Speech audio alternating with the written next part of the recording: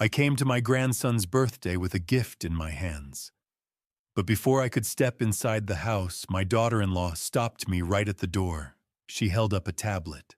On the screen was a grandson visitation agreement. Only Saturdays. And all gifts must be approved first. Visitation fee $1,200 per month. I was shocked, speechless.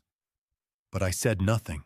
7 weeks later, I placed an envelope into my daughter-in-law's hand. When she read what was inside, she almost collapsed right there on her own doorstep. Hello everyone, welcome to today's story. Leave a comment telling me where you're watching from and what you would do in this situation. Don't forget to like and subscribe to the channel. Note: this is a fictional story created for storytelling, but it still carries meaningful and helpful insights. The laminated sheet of paper didn't just slide across the granite countertop. It hissed a clinical sound that cut right through the muffled excitement of my grandson's 6th birthday. I stood there, Vance Kendrick, a 67-year-old retired bridge inspector, with eyes that still looked for cracks in foundations, feeling the heavy weight of an off-road RC truck in my arms. The box was massive, $120 of plastic, and gears meant to conquer the backyard dirt. But it felt like lead against my chest. Blocking the threshold was Leonie Morgan, a 38-year-old nonprofit director whose efficiency felt more like a weapon than a skill. She didn't offer a hug or even a smile. She simply held a clipboard like a shield, her eyes as cold as the morning frost on a Michigan highway.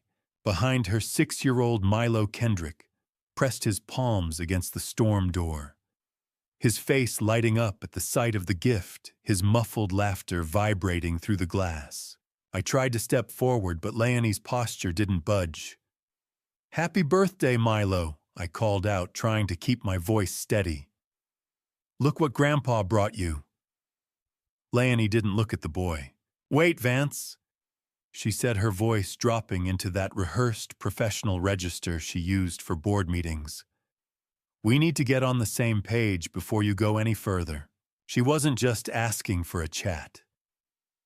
She handed me a 3-page document titled Gift Approval and Family Support Agreement.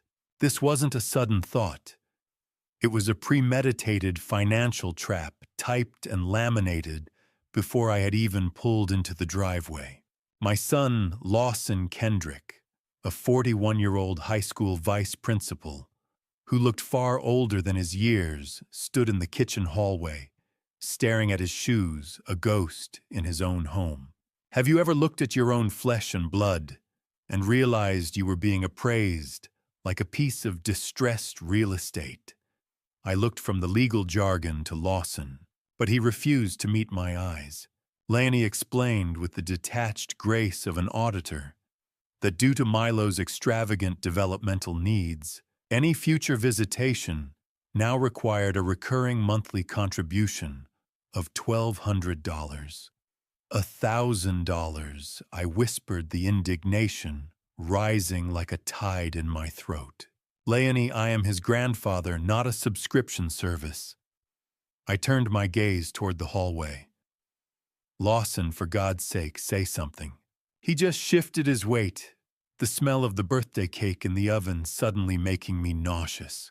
The cold granite of the island felt like a tombstone under my hand as I read the clause that essentially barred me from the property without a cleared transaction. Milo was still there, watching through the French doors, his small hands still pressed against the wood eyes fixed on the bright decals of the truck. My heart broke for the boy, but my mind was sharpening, calculating the structural failure of this family. The door didn't just close. It clicked, a final metallic seal on a relationship I thought was made of gold. I backed away, refusing to press my pen to her extortion. "The truck stays in the car. Leonie," I said, my voice low and dangerous. "I won't buy my way into my own family." As I reached the porch, Lawson finally spoke, his voice thin and hollow, repeating her script. "It is for Milo's future, Dad," he said, confirming he was fully under her thumb. I gripped the steering wheel until my knuckles turned white, realizing that $1,200 wasn't just a fee, it was the exact amount I'd seen missing from my late wife's legacy accounts just a month prior. Grief has a specific smell, a mixture of stale lilies and the cold, metallic scent of a hospital room, and tonight, it was thick enough to choke me as I stared at the photo of Eloise holding our grandson. I sat in the center of the kitchen in Grand Rapids, the very heart of the home we had shared for 40 years. But the silence felt like a physical weight pressing against my ribs. The hum of the refrigerator was the only voice left in the house, a low and steady vibration that seemed to mock the emptiness of the chairs around the table. Just hours ago, I had been standing in a foyer in Holland, fighting for the right to see my own blood. But now I was just a man in a quiet room with a head full of sharp, jagged suspicions. I reached out and touched the glass of the frame, tracing the edge of my wife's smile. It was January 2021, the only time she got to hold Milo before the pancreatic cancer stole the breath from her lungs. "I wish you were here to tell me I am overreacting," I whispered into the shadows. "But you always said I had too much trust in foundations that hadn't been tested." My mind drifted back to a dinner we had shortly after Lawson and Leonie's wedding, a night filled with the kind of hope that blinded me to the cracks already forming in the masonry. I had presented them with an $85,000 check for a down payment on their house in Holland, viewing it as a bridge I was building for the next generation. I remember the way the dining room air felt thin and cold, and the way Leonie's eyes didn't settle on me or Lawson. Instead, they tracked that check with the sharp, clinical focus of a predator calculating its next meal. She hadn't even finished her dessert before she brought out a spreadsheet, already outlining how my engineering firm's value could be leveraged for what she called diversified investments. "Do you know what it feels like to realize that your wife's final moments of joy were being used as a backdrop for a bank transfer?" I remember Lawson nodding along, his eyes glazed with a mixture of exhaustion and a desire to please her, while I just sat there thinking it was all part of being a supportive family. I stood up the floorboards, groaning under my feet, and walked to my home office. I pulled out the heavy filing folders labeled Family Gifts, the drawer sliding open with a familiar metallic rasp.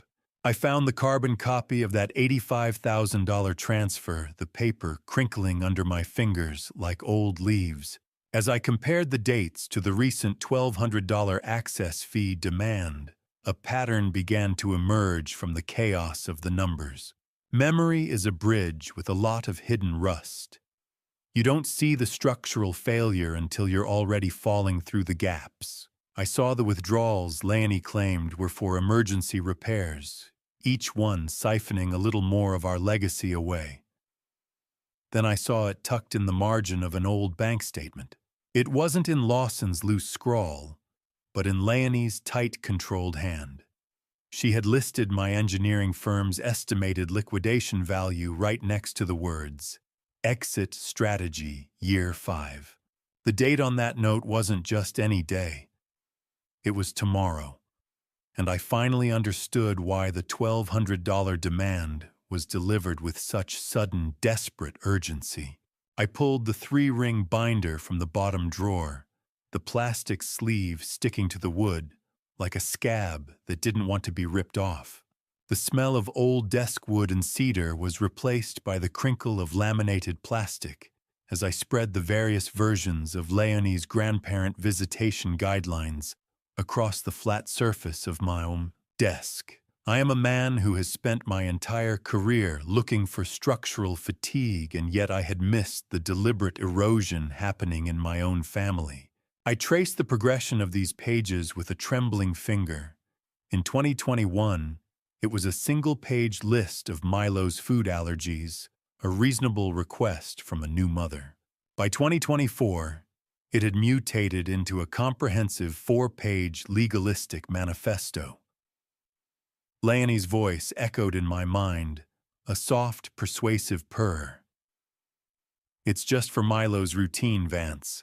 We need consistency, or he gets overwhelmed. I realized now that every rule was a brick in a wall introduced under the guise of structure, but functioning solely as a barrier for me. My gaze fell on the parking restriction section. I remembered a rainy Tuesday in the spring of 2024 when Leonie told me I could no longer park in the driveway. She claimed it stressed the neighbors and blocked the emergency egress. I can still feel the weight of a heavy box of books in my arms as I carried it 3 blocks in the pouring rain my coat soaked through. Just because I didn't want to break her rules and lose my precious 2-hour window with Milo. I had looked at the empty driveway as I walked past, then at Lawson, who was standing by the garage. "The street is fine, Dad," he had said, refusing to look me in the eye. "Leonie just wants to keep the driveway clear for the grocery delivery." "It's 3 blocks away," Lawson, I had replied, the rhythm of the rain against the window of my car later that night sounding like a funeral march. Have you ever seen a cage being built around you, one polite request at a time, until the bars are too thick to bend? I noticed something chilling as I read the emergency egress clause again. It was word for word a section from a standard assisted living facility contract. She wasn't just managing my visits. She was already rehearsing my institutionalization. I began to map these rules against my financial gifts, using the analytical coldness of a bridge inspector. Every time I provided a significant sum, whether for a new roof, a landscaping project, or a vacation fund, the visitation rules became more restrictive immediately afterward. The money wasn't buying me love or access. It was buying my displacement. The ink was fresh. The intent was ancient. I wasn't a grandfather anymore. I was a line item in a budget. I reached the very back of the binder and found a loose sheet of paper. It was a move-in checklist dated for the upcoming week. My home address was at the top, but it was listed under a category called liquidated asset. I realized the exit strategy wasn't just about my house. It was about my heartbeat. The Starbucks meeting Lawson had scheduled for tomorrow wasn't a request for a chat between father and son. It was a summons to my own funeral, and the realization turned the air in my office to ice. I watched my son through the coffee shop window, his hands trembling so violently he had to set his latte down, and I knew I wasn't walking into a reconciliation, I was walking into an ambush. The exit strategy I had discovered in my study was no longer a theoretical fear. It was the summons to my own funeral that I had anticipated since the night before. I pulled into the Hudsonville Starbucks, my eyes scanning the parking lot, with the same diagnostic scrutiny I used for cracked trusses and shifting abutments.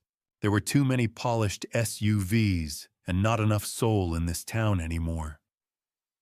I stepped inside, the hiss of the espresso machine sounding like steam escaping a failing boiler.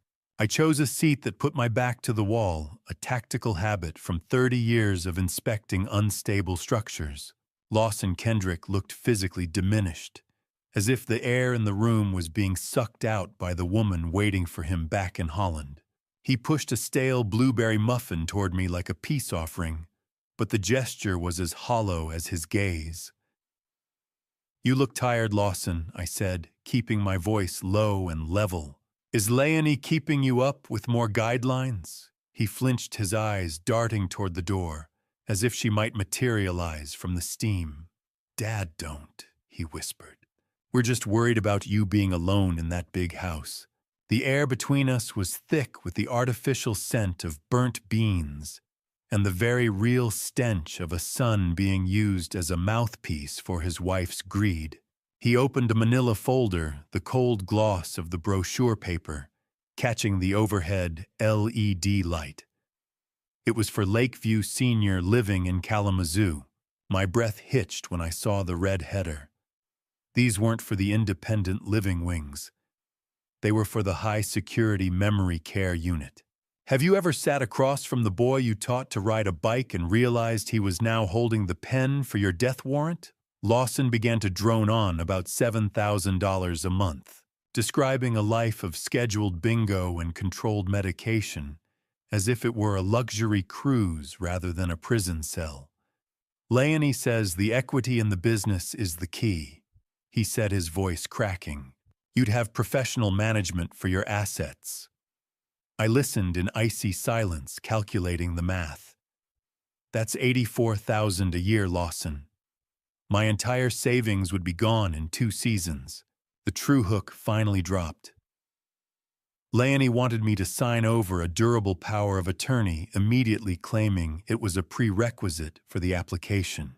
She says, "You've been forgetting things, Dad," he said, the tremor in his voice betraying his guilt. She wants the firm Lawson. She wants the keys to the vault before the body is even cold. He wasn't my son anymore. He was a ventriloquist's dummy with Leonie's hand up his back. He slipped up, then mentioning that some man named David in Kalamazoo had already appraised my engineering equipment. My blood turned to liquid nitrogen. David Price, the liquidator. They were already gutting the legacy while I was still standing. I looked my son dead in the eye, took the memory care brochure, and slowly tore it in half. The sound of the paper rending was the loudest thing in the shop. Right then, my phone buzzed on the table with an urgent notification from my accountant. I knew then that the reconstruction was over. It was time for the demolition. I didn't wait for Lawson to finish his coffee. I was out the door before the torn pieces of the memory care brochure even hit the floor. My phone vibrating in my palm with a warning that I was no longer just a grandfather, I was a target. I sat in my car, the engine idling with a low mechanical growl that matched the vibration in my chest. I pressed the phone to my ear, listening to a frantic voicemail from Sandra Redmond. She explained that a $12,000 transfer had been attempted from my late wife's legacy account just an hour ago. The electronic signature they used was a forged version of my own, a crude imitation of the hand that had signed off on the safety of thousands of commuters. I realized then that the $1,200 access fee Leonie had demanded was just a smokescreen, a petty distraction designed to keep me looking at the surface while she went for the deep supports. Silas discovers that the David in Kalamazoo Lawson mentioned is actually David Price, a notorious high-risk liquidator who specializes in distressed sales for families in legal disputes. This wasn't a family disagreement. It was a professional liquidation. I drove directly to downtown Grand Rapids, the familiar hum of the city traffic sounding like white noise against the cold, professional fury building in my gut. I walked into the office of Silas Thornton, a 55-year-old family law attorney who spoke in perfectly formed sentences and looked at the world through a lens of absolute objectivity. He studied the laminated list of rules I placed on his desk, his expression unchanging as he pulled up recent filings in the county court. He was checking for any notice of incapacity Leonie might have filed to strip me of my legal standing before I could fight back. "She's moving faster than I anticipated, Vance," he said, the ticking of the grandfather clock in his office punctuating the gravity of his words. "She's not just isolating you. She's trying to civilly execute you. Have you ever seen the blueprints for your own destruction and realized the architect was someone you once shared Christmas dinner with? It is a sickening feeling, like watching a bridge collapse in slow motion while you are standing on the center span." Silas leaned back, the smell of expensive leather and old law books wrapping around us like a shield. He laid out the protocol. For 7 weeks, I had to play the part of the confused, compliant senior. I was to attend every visit park exactly where she demanded and sign absolutely nothing. This wasn't a family squabble anymore. It was a siege. Every restriction and every petty rule had to be documented in a hidden log to build the case for unreasonable denial under the state's Grandparenting Act. If she thinks she's winning, she'll get sloppy with the paper trail, Silas warned. 7 weeks, I replied, my voice steady. I can do 7 weeks for Milo. As I stood to leave, Silas revealed one final piece of intelligence. Leonie had already attempted to update the beneficiary on my primary life insurance policy to a trust she controlled, claiming administrative convenience. He handed me a specialized recording device disguised as a silver keychain, the metal feeling cold and heavy in my hand. The first visit of the protocol started tomorrow, but Silas told me there was one thing I needed to do before I stepped back into that house. I watched the laser printer hum to life, spitting out warm pages of bank statements that looked like ordinary household math, but each line was actually a signature on a slow-motion robbery. The silver keychain Silas had given me sat heavy in my pocket, a silent reminder that my life had become an undercover operation. I walked into the quiet Grand Rapids office of Sandra Obi, a meticulous 50-year-old accountant who kept records like a librarian and tracked money like a bloodhound. She sat surrounded by the paper trail of my life, her desk a battlefield of spreadsheets and ink. Sandra treats a ledger like a crime scene, and the smell of ozone and fresh ink in the room made the analytical horror of the situation even more acute. She had cross-referenced the $85,000 down payment gift I had given Lawson and Leonie with their joint account records, mapping the flow of capital with terrifying precision.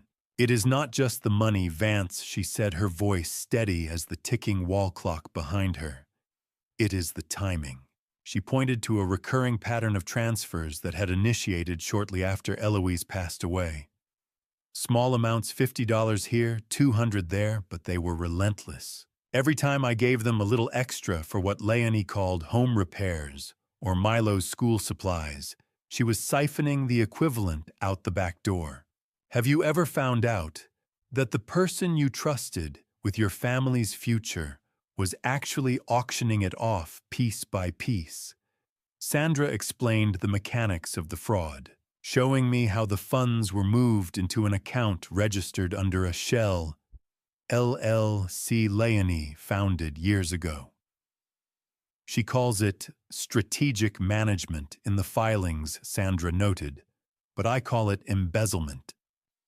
The account showed no legitimate business activity, only a series of withdrawals for high-end retail spa days and unexplained stays in Kalamazoo.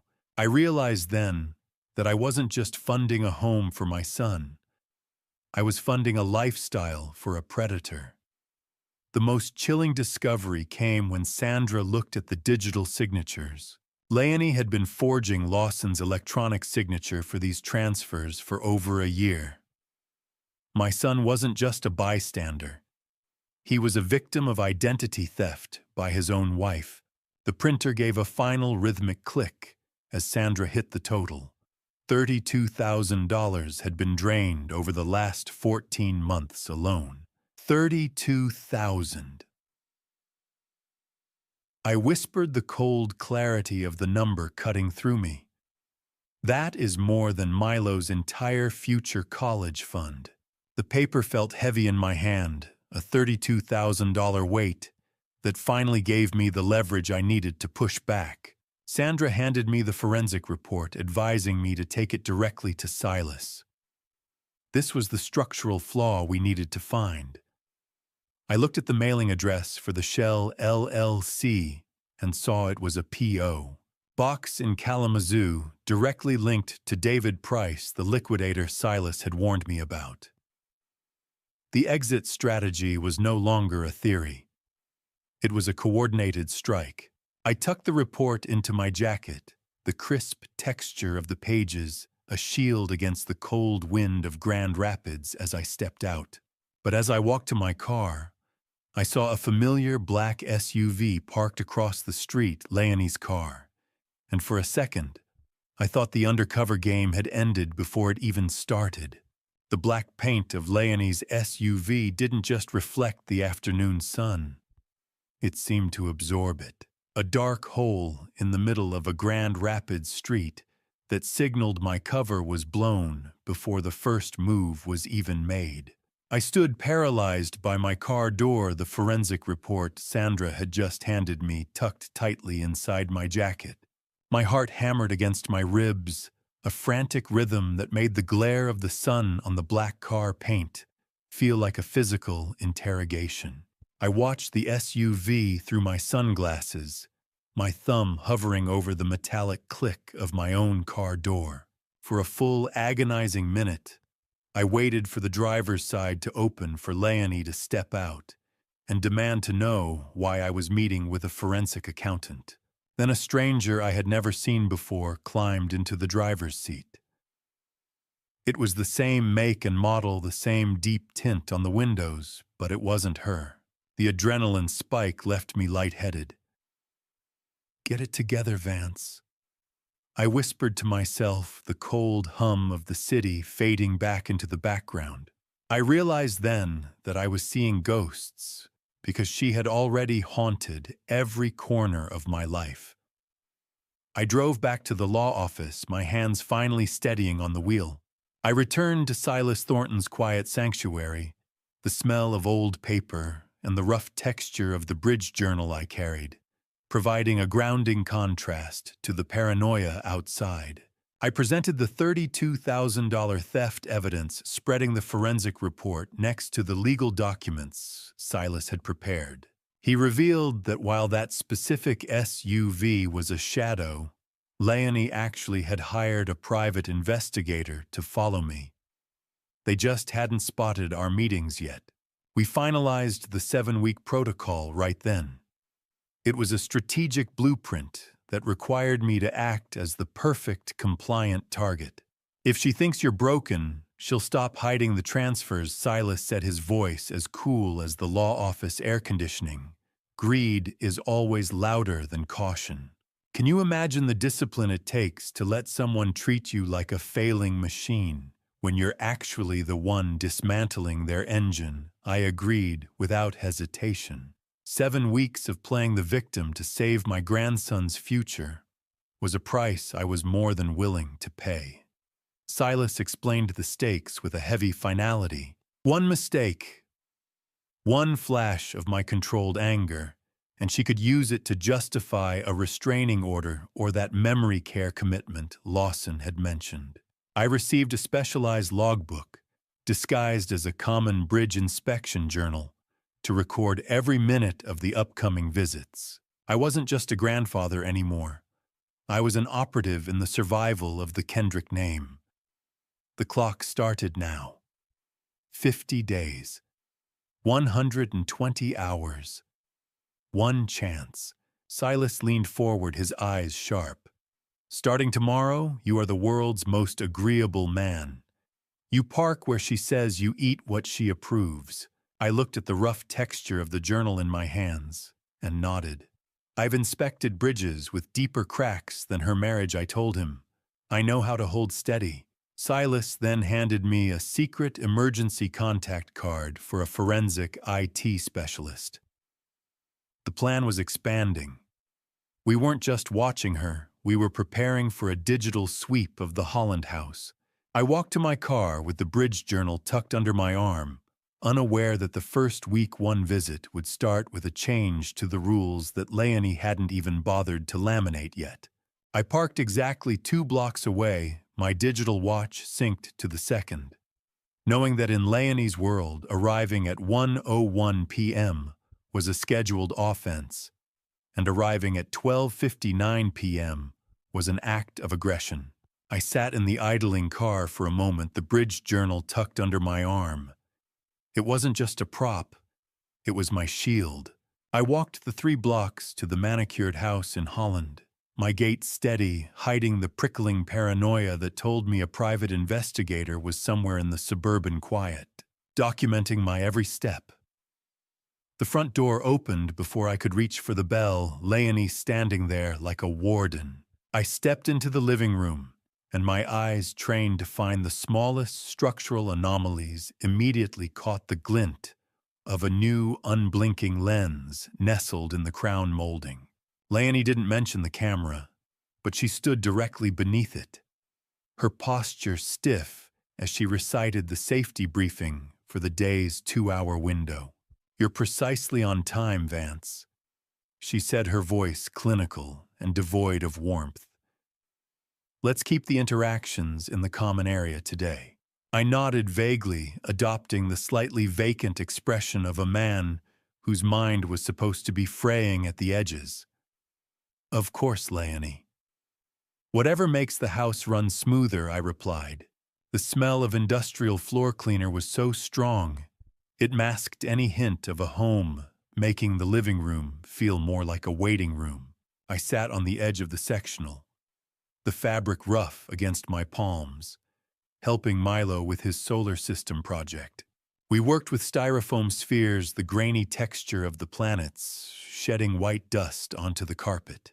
Every time our heads leaned together to glue a ring around Saturn, I felt Leonie's presence shift. She moved through the kitchen, maintaining a direct line of sight through the open floor plan. A lens is a tiny thing, but when it's pointed at your soul, it feels like a cannon. During a brief moment when a delivery driver rang the front bell, Leonie vanished toward the foyer. Milo leaned in close, his voice a frantic whisper.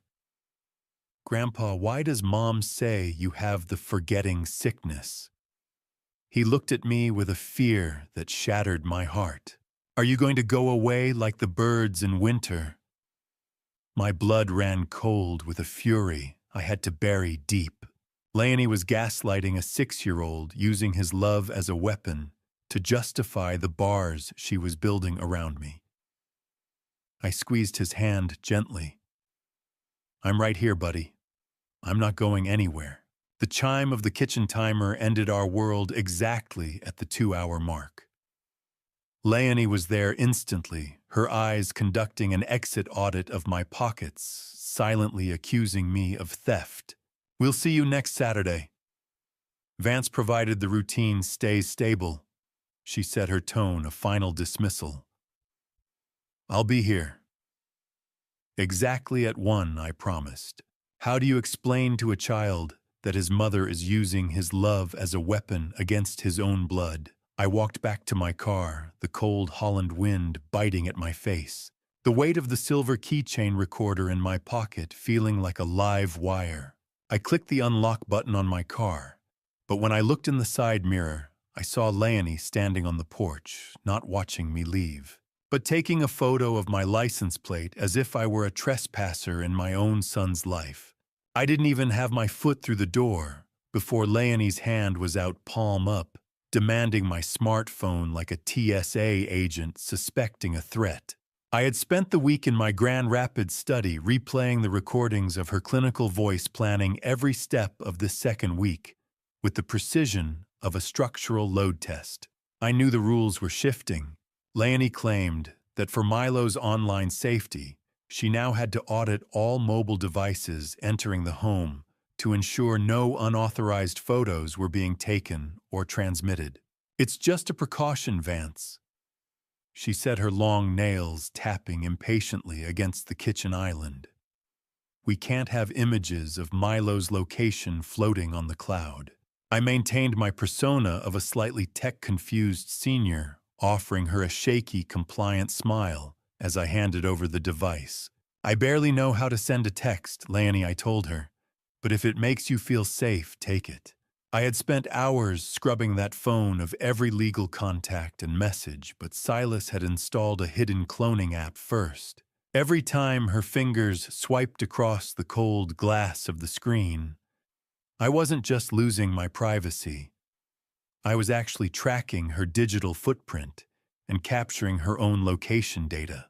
She sat at the counter, the smell of industrial floor cleaner still lingering in the foyer, and began a meticulous scroll through my life.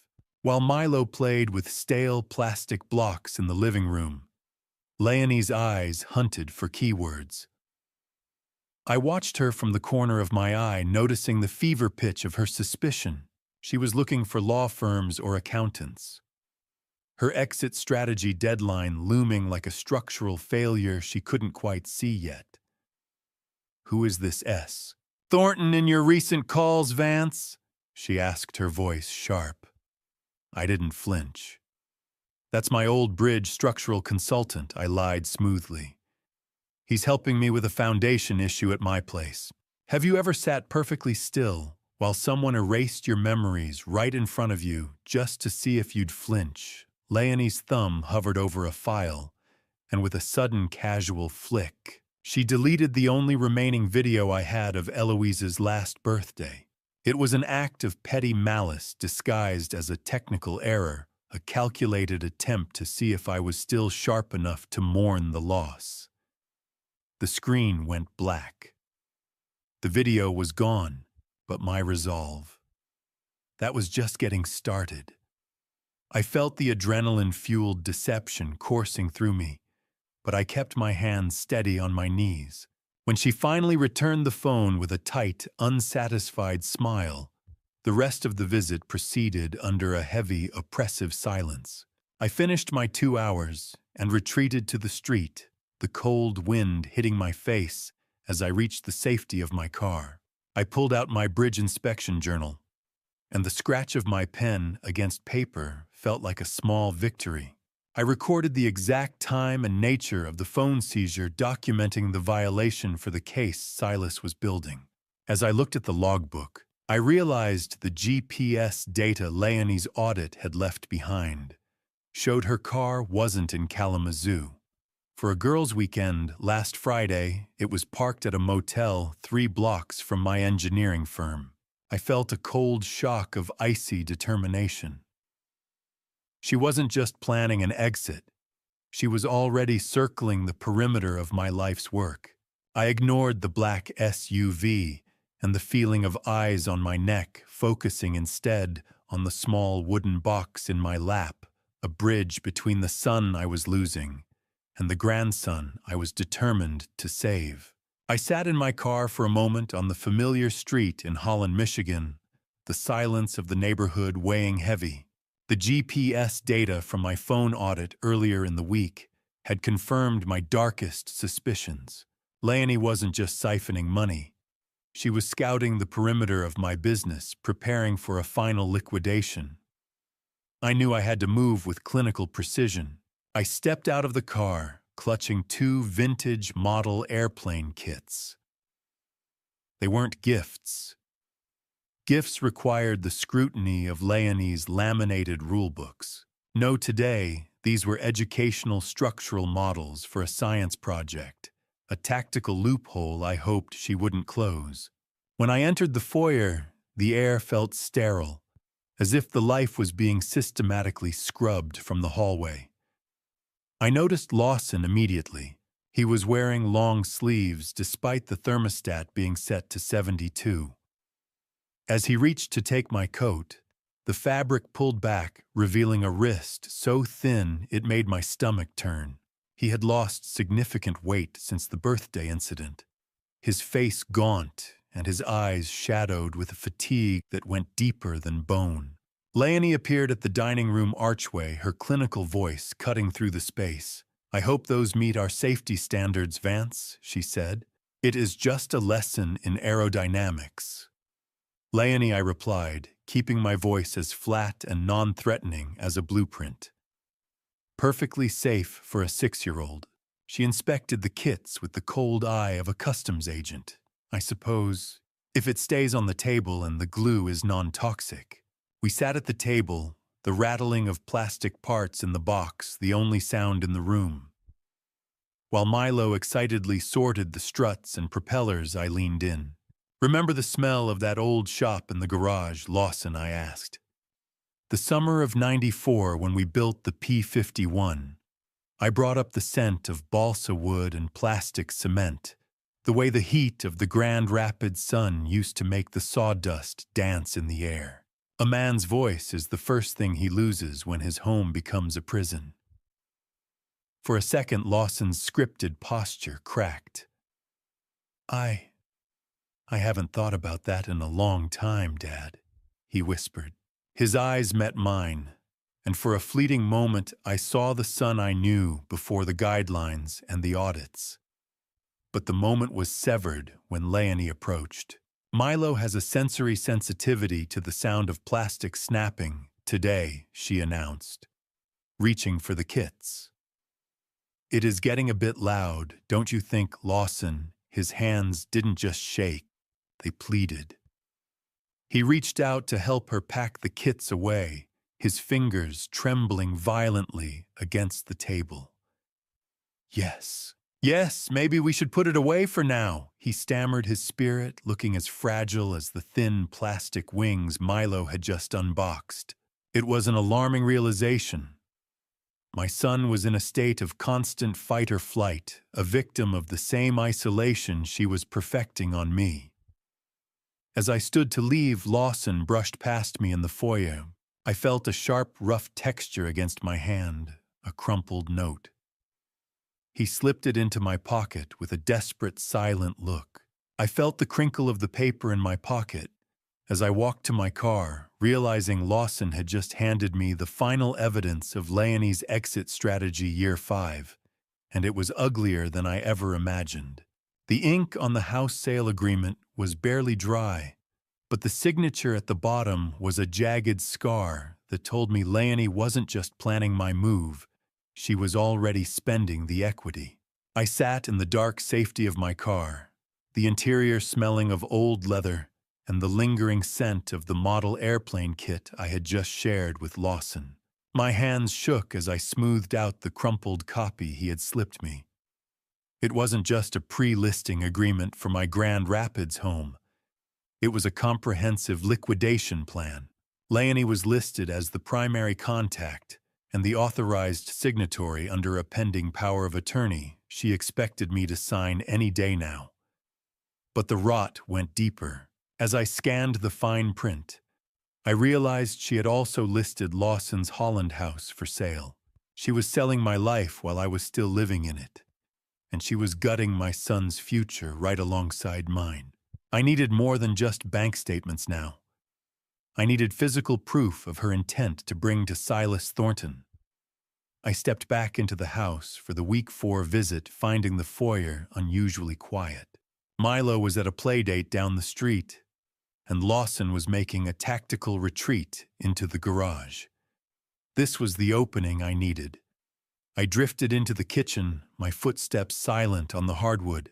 Leonie was in the laundry room, the smell of expensive detergent wafting through the air as she conducted a muffled, high-stakes conference call.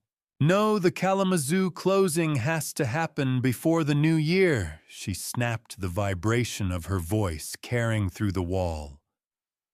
"We need the liquid capital."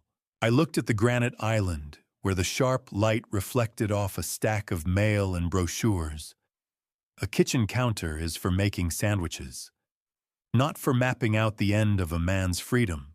I flipped through the glossy pages, Golden Years, Living, and Kalamazoo Memory Suites. My heart hammered against my ribs when I saw a neon yellow sticky note in Leonie's tight, aggressive handwriting. It read, "Vance, Room 402 Intake, December 15th. Intake December 15th. That was exactly 3 weeks away. Have you ever seen your own name on a move-in list for a place that doesn't let you keep the keys to your own life? It was a cold, mortal alarm. I pulled my phone out, my hands steady with the cold rage of a man who had finally found the structural flaw. I snapped high-resolution photos of the brochures, the sticky note, and a Kalamazoo Luxury Suites hotel reservation confirmation tucked inside. The hotel dates matched the exact weekends Leonie had claimed to be at leadership seminars. She wasn't just liquidating my assets. She was using my stolen money to fund a secret life in Kalamazoo. I heard the laundry room door creak open, the rhythmic clicking of Leonie's heels signaling her return to the kitchen. But as I pulled my hand back, I saw one more thing on the counter that made my heart stop. It was my own checkbook, the one I kept in my desk at home. It was open to the register, showing 3 large stubs missing from the very back. She had been in my house. She had taken the tools of my financial identity while I was miles away, and the ink on those missing stubs was surely destined for David Price.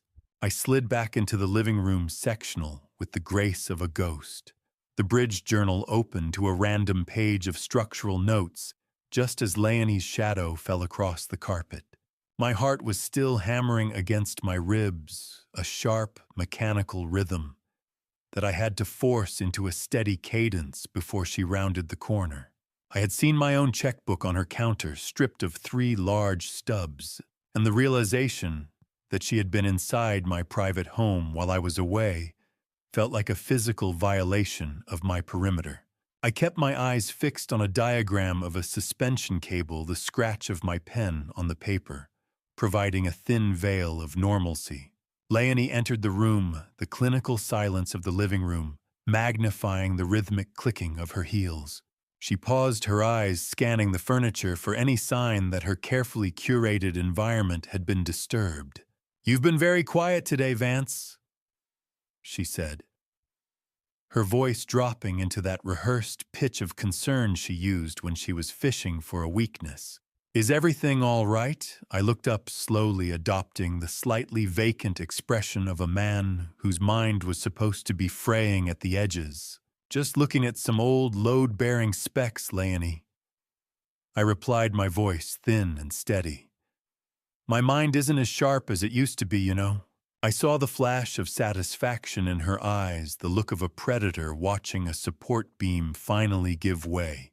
She sat in the armchair opposite me, watching me with a cold, analytical intensity that I knew was intended to document my supposed decline. The tension was broken by the front door swinging open as Milo returned from his playdate. He was bursting with a frantic, uncharacteristic excitement, clutching a high-end professional-grade tablet that glowed with a brilliant blue light. "Look, Grandpa, it has a pen and everything," he shouted, holding the cold glass of the screen toward my face. I examined the device, identifying the model as a top-of-the-line unit, costing at least $600. Leonie quickly interjected, claiming she had found it at a liquidation outlet for a steal. "Have you ever seen a bribe disguised as a toy and realized you were the one who signed the check for your own replacement?" I noticed a retail sticker on the back from a boutique electronics store in Kalamazoo, a direct contradiction to her lie.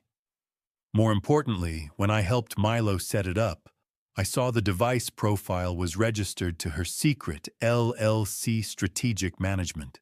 She was buying his loyalty with my stolen funds and likely writing it off as a business asset.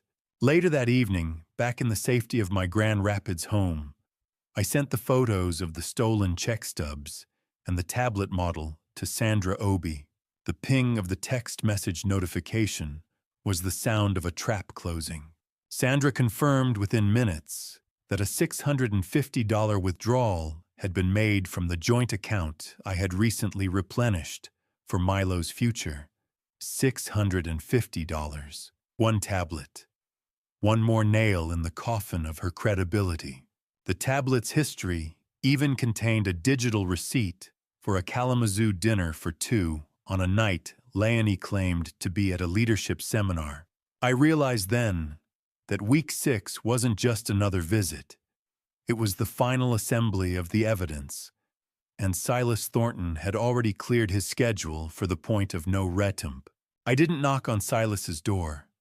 I simply walked in and laid the bridge journal on his mahogany desk, like a soldier returning from the front lines with a map of the enemy's camp.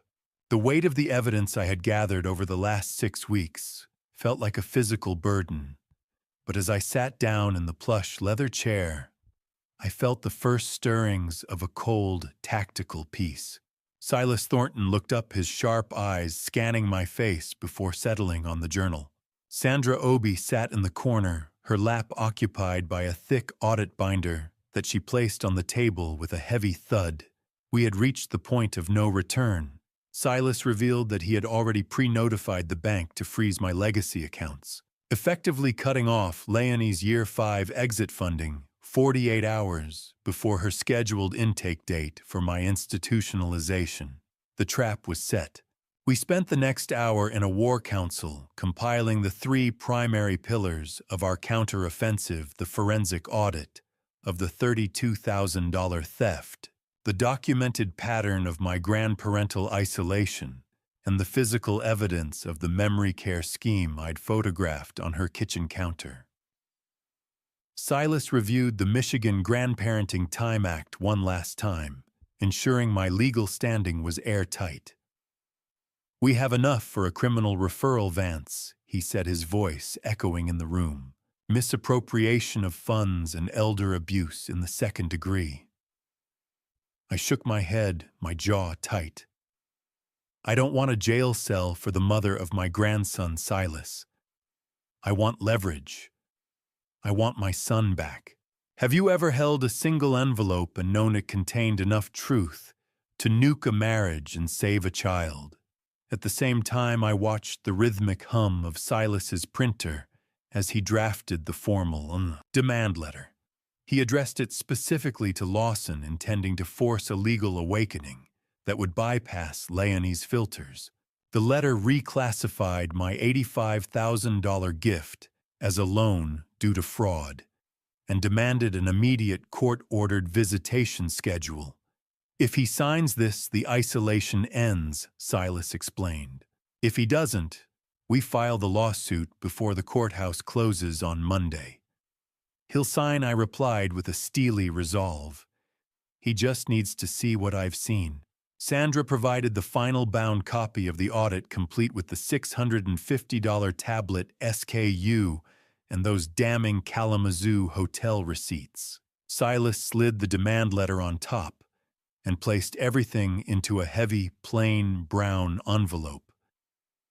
The raspy slide of the paper into the sleeve was the most satisfying sound I'd heard in years. The envelope didn't feel like paper. It felt like a slab of reinforced concrete, the only thing capable of stopping the rot. Sandra discovered a final transfer attempt. From that morning, Leonie had tried to take $5,000 more, a desperate smash and grab that proved she knew the net was closing. Silas handed me the envelope with a final warning. "Don't give it to Leonie. Give it to Lawson. He needs to be the one to break the seal." I gripped the metal office door handle, the cold, tactile sensation grounding me. "I've been a bridge inspector for 30 years, I told them. "I know exactly where to put the pressure." I walked to my car with the envelope tucked against my ribs, unaware that Leonie had already sent a text to my phone that changed the terms of the Week 7 visit before I even left the parking lot. The blue light of the text message felt like a cold blade. "Milo isn't feeling well. Don't come Saturday. We'll reschedule in the new year." I sat in my car in the law office parking lot, the notification glowing on my dashboard like a warning flare. The new year. I knew exactly what that meant. By then, Leonie expected me to be safely tucked away in a locked memory care suite in Kalamazoo, my house sold, and my firm liquidated. I realized then that her reschedule was a coded signal to David Price, a final clearing of the board, before she attempted to flee Grand Rapids with the remains of my life on Monday morning. I didn't waste time arguing or pleading. I took a breath and typed a carefully crafted, compliant lie I completely understand. "I already left the house, though, and I have a special surprise for Milo that can't wait. See you in a bit." I picked up my burner phone and made a quick call to Silas. "She's spooked, Vance," he said, his voice a gravelly rasp over the speaker. "If you don't get in that door now, the next time you see Milo will be through a plexiglass window." I put the car in gear, the heavy brown envelope on the passenger seat, feeling like a live round in a chamber. "I'm driving," I told him.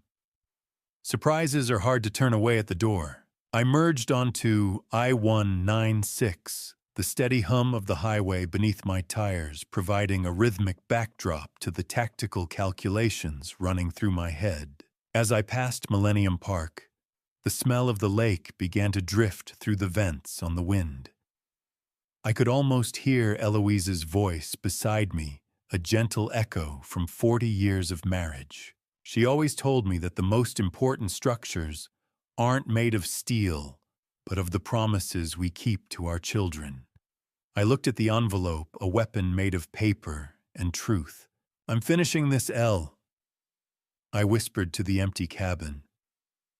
"For both our boys. Have you ever driven toward a disaster and felt the strangest sense of peace because you were finally the one carrying the demolition codes?" I reached Holland at exactly 12:55, the manicured streets looking like a stage set for a play that was about to be canceled. I didn't park 2 blocks away. I didn't wait for permission. I pulled directly into the driveway, the nose of my car inches from the bumper of Leonie's black SUV effectively blocking her exit. I adjusted my glasses and gripped the manila envelope, my heart steady for the first time in weeks. I glanced up and saw Milo's face appear briefly at the upstairs window. His eyes wide and curious-looking, perfectly healthy.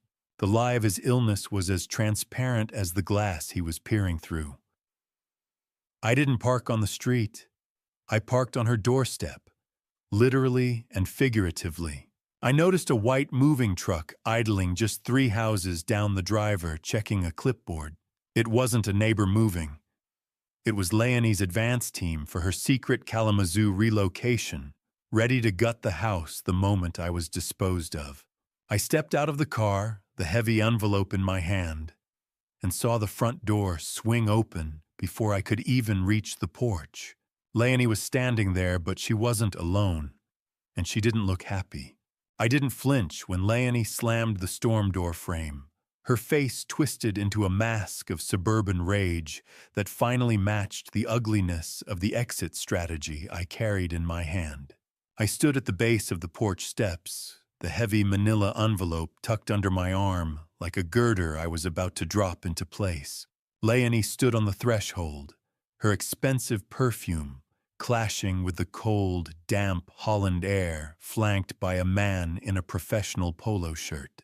A man in a professional polo shirt, who I later learned was an estate appraiser, stood just behind Leonie with a clipboard and an impatient scowl. It was a tactical error on her part. The man wasn't just here for the furniture. Silas had identified him earlier as a representative for the Golden Years facility.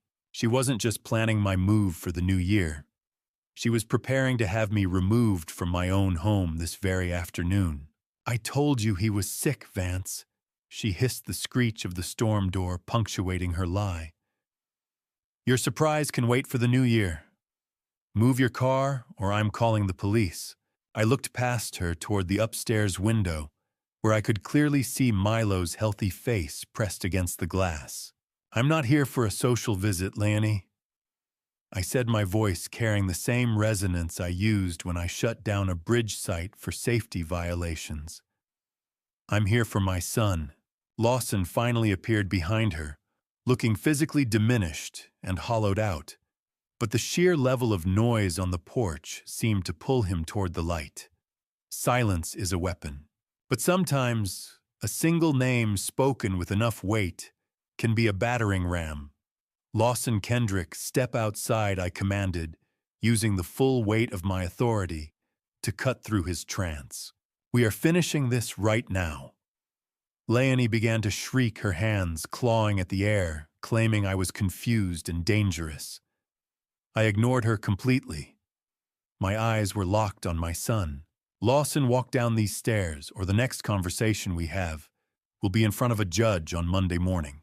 To my immense relief, the decades of respect I'd built with him finally outweighed the 5 years of isolation she'd engineered.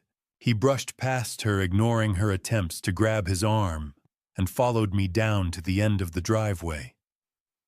We stopped near the black SUV, the glare of the sun reflecting off the polished hood.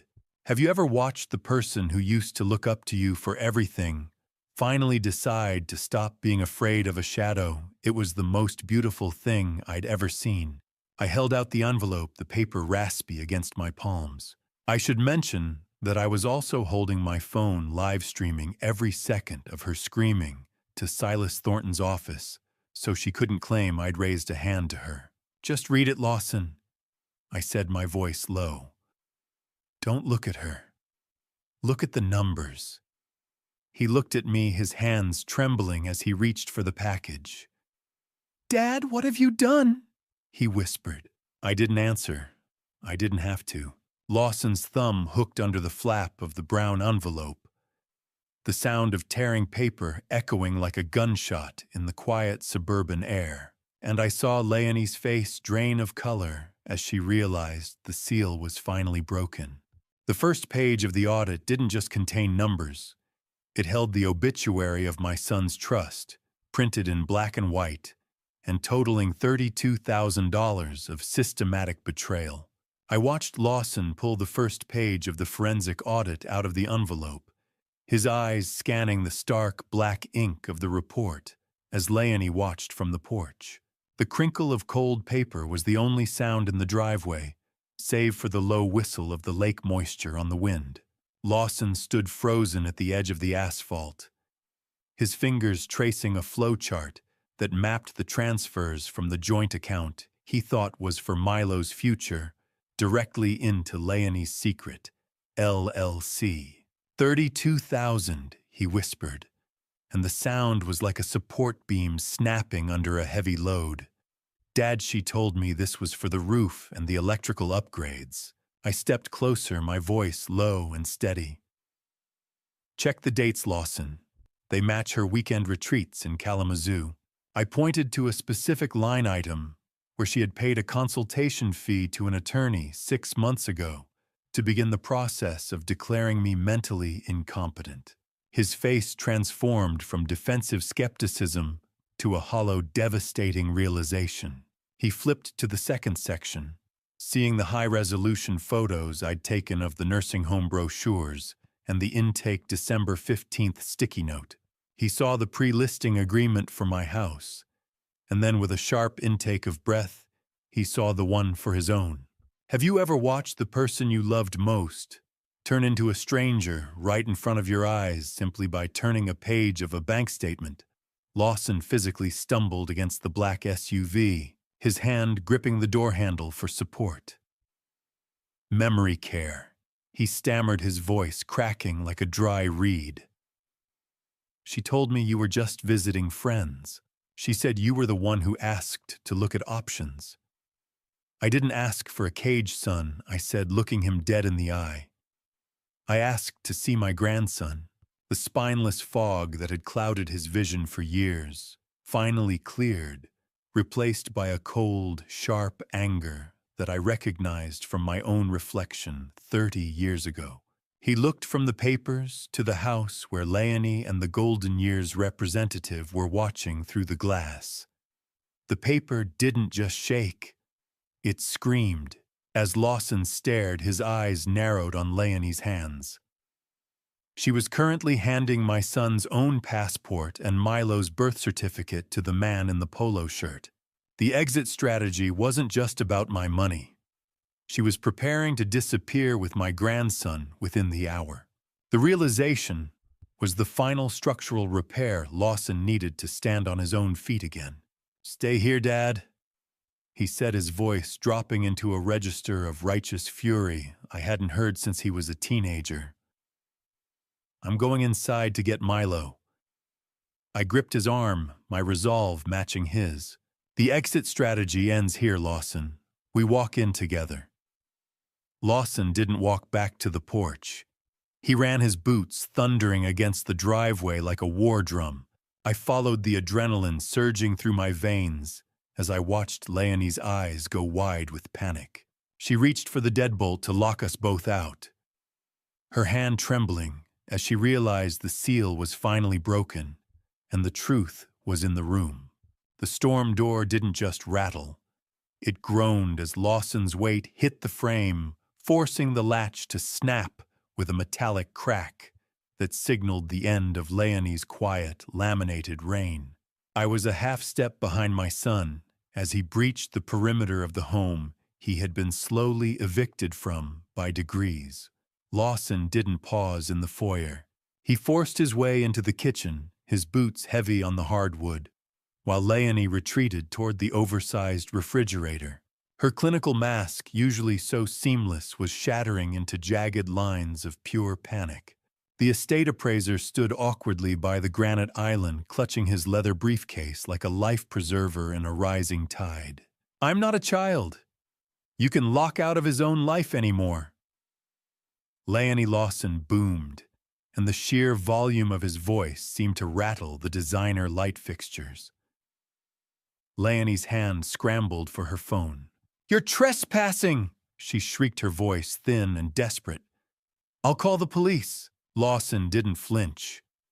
He slammed the audit papers onto the granite counter right next to the $600 tablet she'd used as a bribe. I held my phone steady, revealing to her that this live stream was being mirrored directly to the local bank manager who had already frozen her Shell LLC account 10 minutes prior. I turned my gaze to the appraiser. "This man is a witness to a felony, Leonie," I said, my voice calm but vibrating with an old, cold authority. "Do you really want to keep shouting while he's standing here?" I pointed to the brochures on the counter, specifically the intake date for the memory care unit. "This sale is a fraud predicated on elder abuse, and I think the county prosecutor will be very interested in your involvement." The appraiser didn't wait to hear the rest. He snapped his briefcase shut with a sharp rattle and mumbled something about reviewing intake protocols before disappearing through the garage door. Granite is one of the hardest stones on earth, but it cracks surprisingly easy when you slam the truth onto it.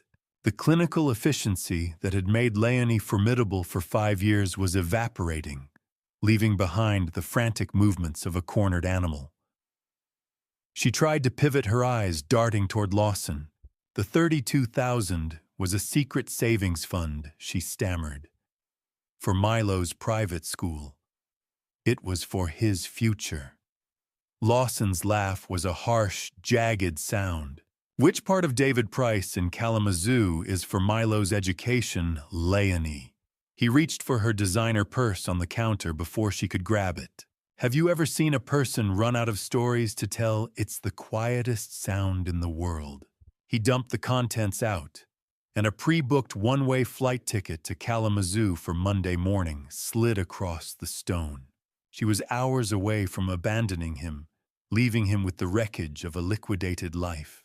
I watched the cold hum of the refrigerator fill the silence as she slid onto a bar stool, her shoulders finally slumping. "The bridge is down, Leonie," I told her, feeling the heavy finality of the collapse. "There's no more road to run on." She didn't look at Lawson or me. She looked at the tablet on the counter, and I saw a flicker of something much darker than greed in her eyes, a realization that the tablet held a secret we hadn't even found yet. I watched the glow of the tablet screen reflect in Lawson's widening eyes, a digital ghost story unfolding in real time that was about to incinerate the last remains of his marriage. Leonie lunged forward, her clinical mask replaced by a snarl of desperation. But Lawson held the device high out of her reach. His face was a grim mask of determination. The spineless shadow of the man he used to be, finally burned away by the blue light. Because Leonie had set up the tablet using her own primary email, the messaging app was an open window into her double life. Lawson swiped past the games and school apps, finding the deleted folder overflowing with a thread that dated back nearly 2 years. I stood by the kitchen island, watching him read through coordinates for hotel check-ins and intimate photos that were never meant for his eyes. "Lawson, give me that. You're violating my privacy." Leonie shrieked, her long nails scratching at the air. Lawson didn't even look at her. "Privacy," He barked, his voice echoing off the kitchen tiles. "You were using my father's life savings to pay for your girl's trips with another man." The discovery was a physical blow. She hadn't just met this man in Kalamazoo, she had been bringing Milo along on her affair trips, using my grandson as a literal alibi for her betrayals. Before I explain what the name David in those messages truly means, if you're still listening, comment A if you'd confront her right now, or B if you'd just walk away and tell me why. Please note, the next part includes recreated details to deepen the emotional impact. If you're not comfortable with dramatized elements, feel free to stop here. Lawson identified David as David Price, the liquidator Silas had flagged. The messages revealed a coordinated plan to wait for the 5-year mark of the marriage to trigger a divorce settlement while stripping me of my assets as a parting gift. Intake December 15th. "You were going to lock him away and be in Kalamazoo by Monday morning?" Lawson said, his voice dropping into a hollow register of disgust. "She wasn't just planning an exit, Lawson," I added. "She was planning a demolition." Leonie realized she had lost everything and slumped into a chair in clinical shock. I returned home later, leaving Lawson to handle the immediate wreckage. At 1 a.m, my phone vibrated on the nightstand. Lawson's voice was hollow but clear of the gaslit fog. He had spent hours going through the tablet.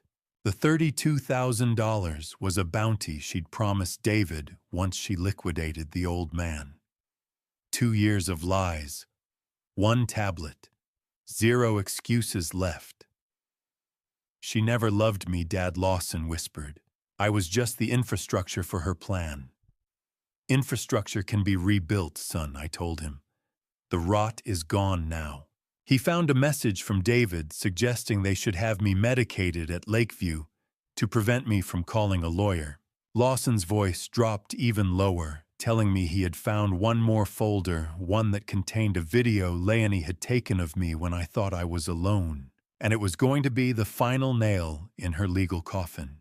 I arrived at the Holland house just as the sun began to bleed over the horizon, finding Lawson not in bed, but standing in the driveway with 3 large suitcases and the clinical detachment of a man who had already moved on. The air was sharp with the smell of early morning frost, biting at my lungs as I stepped out of my car. Lawson looked at me, his face a pale mask of exhaustion.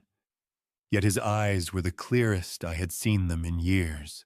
I followed him into the quiet foyer where Leonie was attempting to maintain her routine, sipping coffee and reviewing a laminated schedule as if the previous day's demolition of her marriage was merely a temporary glitch in the system. Lawson didn't wait for her to speak. He set the evidence-laden tablet on the kitchen island, the blue light of the screen illuminating the jagged truth. He played the final folder video, a recording Leonie had taken of me months ago, when I was sitting in my garden talking softly to the memory of Eloise about my grief. I watched her face as the video played. She had been coached by David Price to frame my private moments of mourning as disorienting episodes of dementia. The cold cruelty of the video silences Leonie's remaining excuses, the footage acting as a mirror to her own predatory nature. Have you ever watched a person pack up 8 years of love into 3 suitcases and realized there was still plenty of room left for the lies? Lawson didn't raise his voice. He simply handed her a pre-printed eviction notice Silas had drafted overnight. "The police are on standby, Leonie," he said, his voice carrying a weight that made her flinch. "You have 1 hour to take what fits in your car." She tried to sneer, her posture still fighting for control. "You're making a mistake," she hissed. "You can't function without me." I watched in silence as she moved through the house like a scavenger, grabbing high-end designer bags, her jewelry, and the strategic management files while completely ignoring the framed family photos. Lawson stood guard at the top of the stairs, ensuring she didn't touch Milo's birth certificate or the house deed.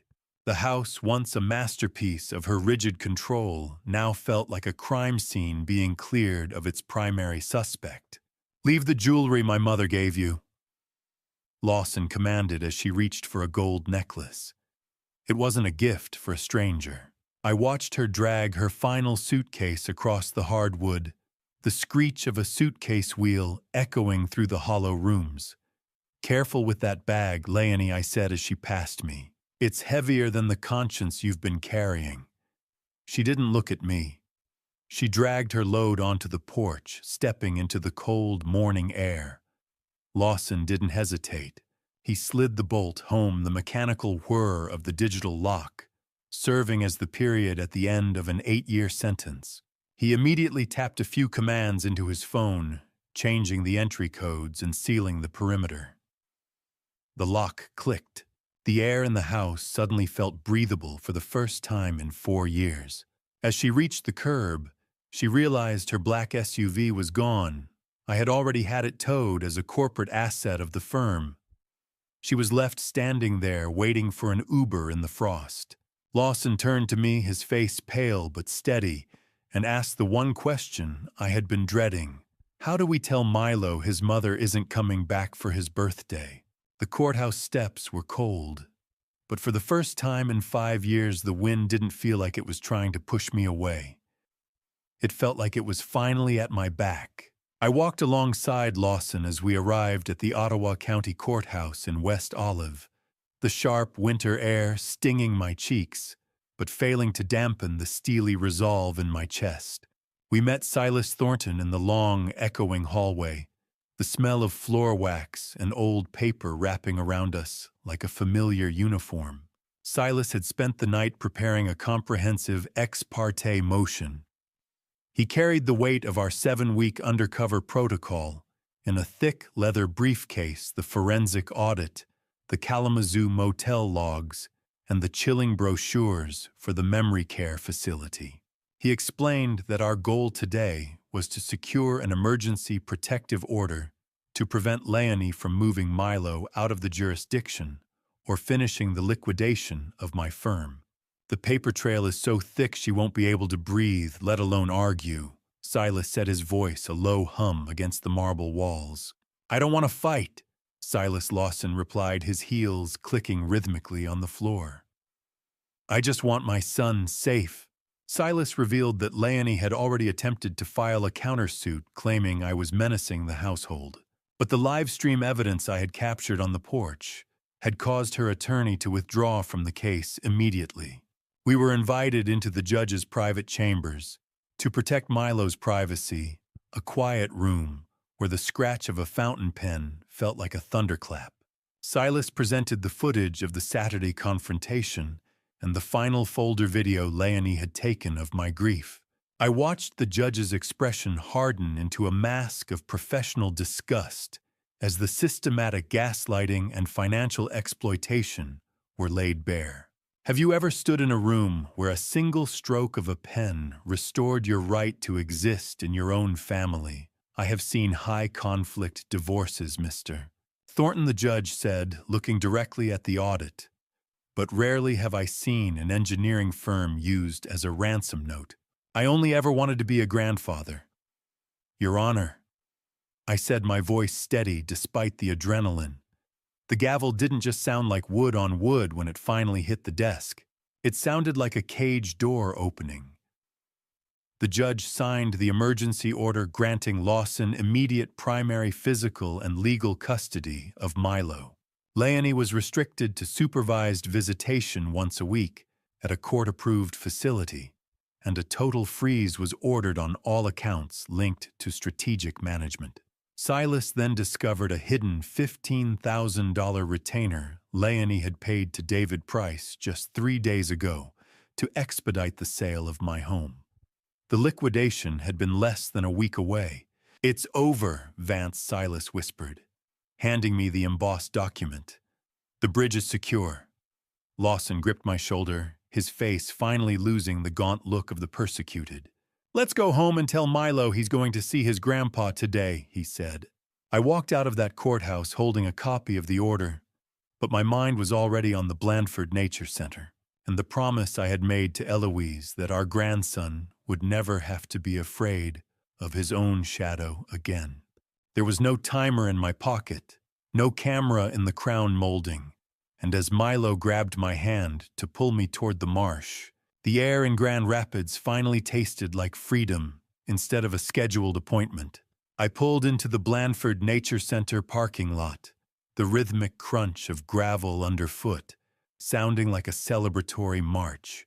Milo was already unbuckling his seatbelt, his face split by a grin that didn't need a laminated schedule to justify its existence.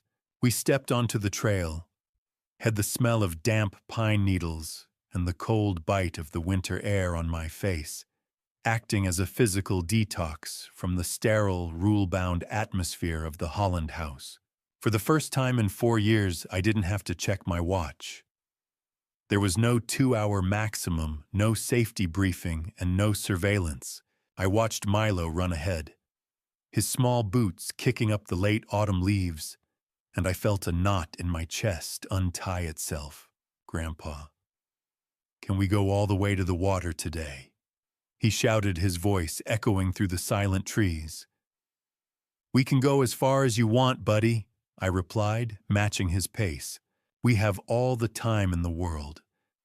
As we walked, Milo revealed that Leonie had told him the nature center was closed forever, a lie designed to keep his world small enough for her to control.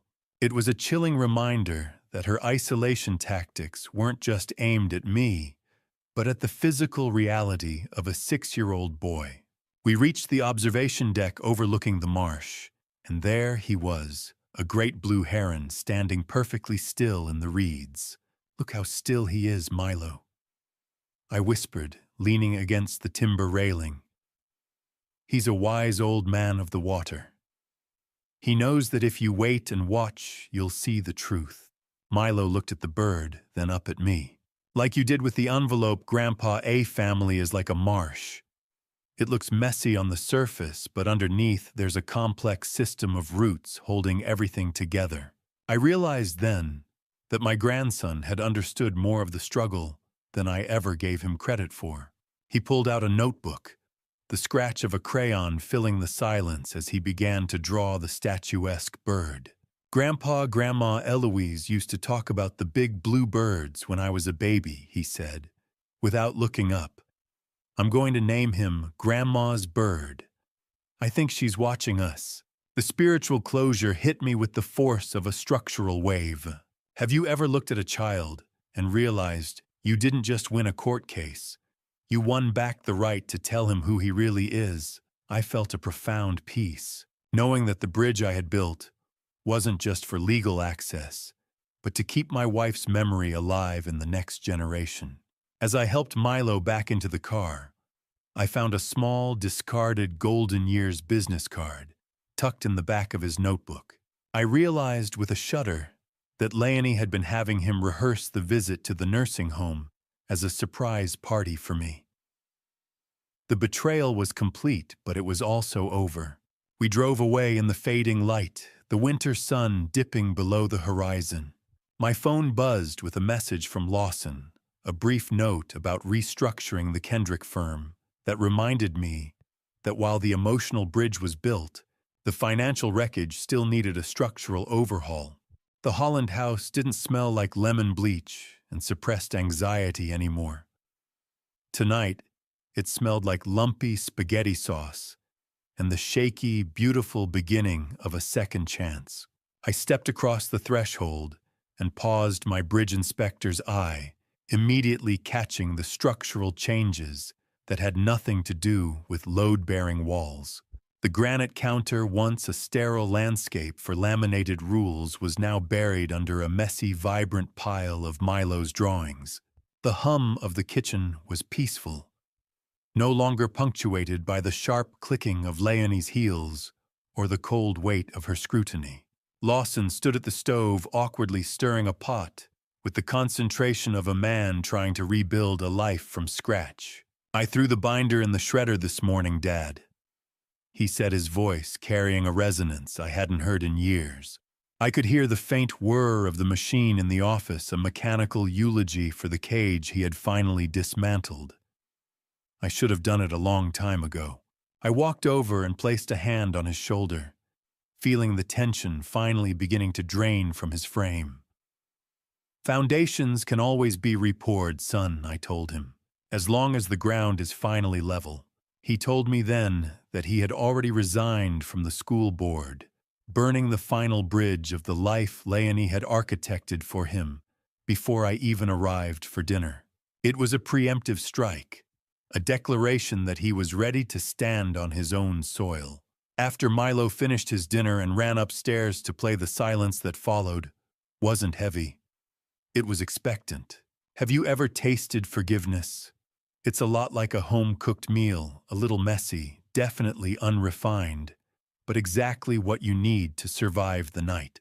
Lawson looked down at his plate, his hands trembling slightly. "I almost let her take everything, Dad. I almost signed you away to that place because I was so afraid of losing my son. She made me believe you were a danger, that your grief was making you unstable." He offered a raw, bleeding apology for the $1,200 demand and the years of spineless compliance. I listened with the patience I usually reserved for watching a concrete pour set, letting him empty the poison from his system. "You were protecting Milo the only way you knew how," I said, "but now we protect him together." The firm was bleeding, but the family was finally clotting. I shifted the conversation toward Kendrick Structural. I revealed that while $32,000 was a steep price for a lesson, Silas had frozen the accounts in time to save our core contracts. "I want you in the office, Lawson," I said, reaching across the table. "Not as a shadow, but as the partner I always hoped for. I want you to learn the administrative side to help me lead the men." I discovered Leonie had actually tried to fire our longest-standing foreman via a forged email right before the hammer fell. It nearly caused a walkout. "I need you there to help me heal those wounds." Lawson reached out his calloused hand, gripping mine in a firm, meaningful shake. "I'd like to learn how to build things that actually hold, Dad." As we cleared the plates, he reached behind the toaster and pulled out a small wrapped box he'd been hiding. It was the box that had been missing from my car for 5 months. I ran my hand over the cardboard of the RC truck box, the same box Leonie had tried to use as a ransom note 5 months ago. And I realized that some gifts aren't just toys, they're declarations of independence. I stood in the Holland kitchen, the air heavy with the smell of cardboard and new plastic, holding the weight of a memory that had nearly been incinerated by greed. Lawson stood beside me, his eyes tired but clear.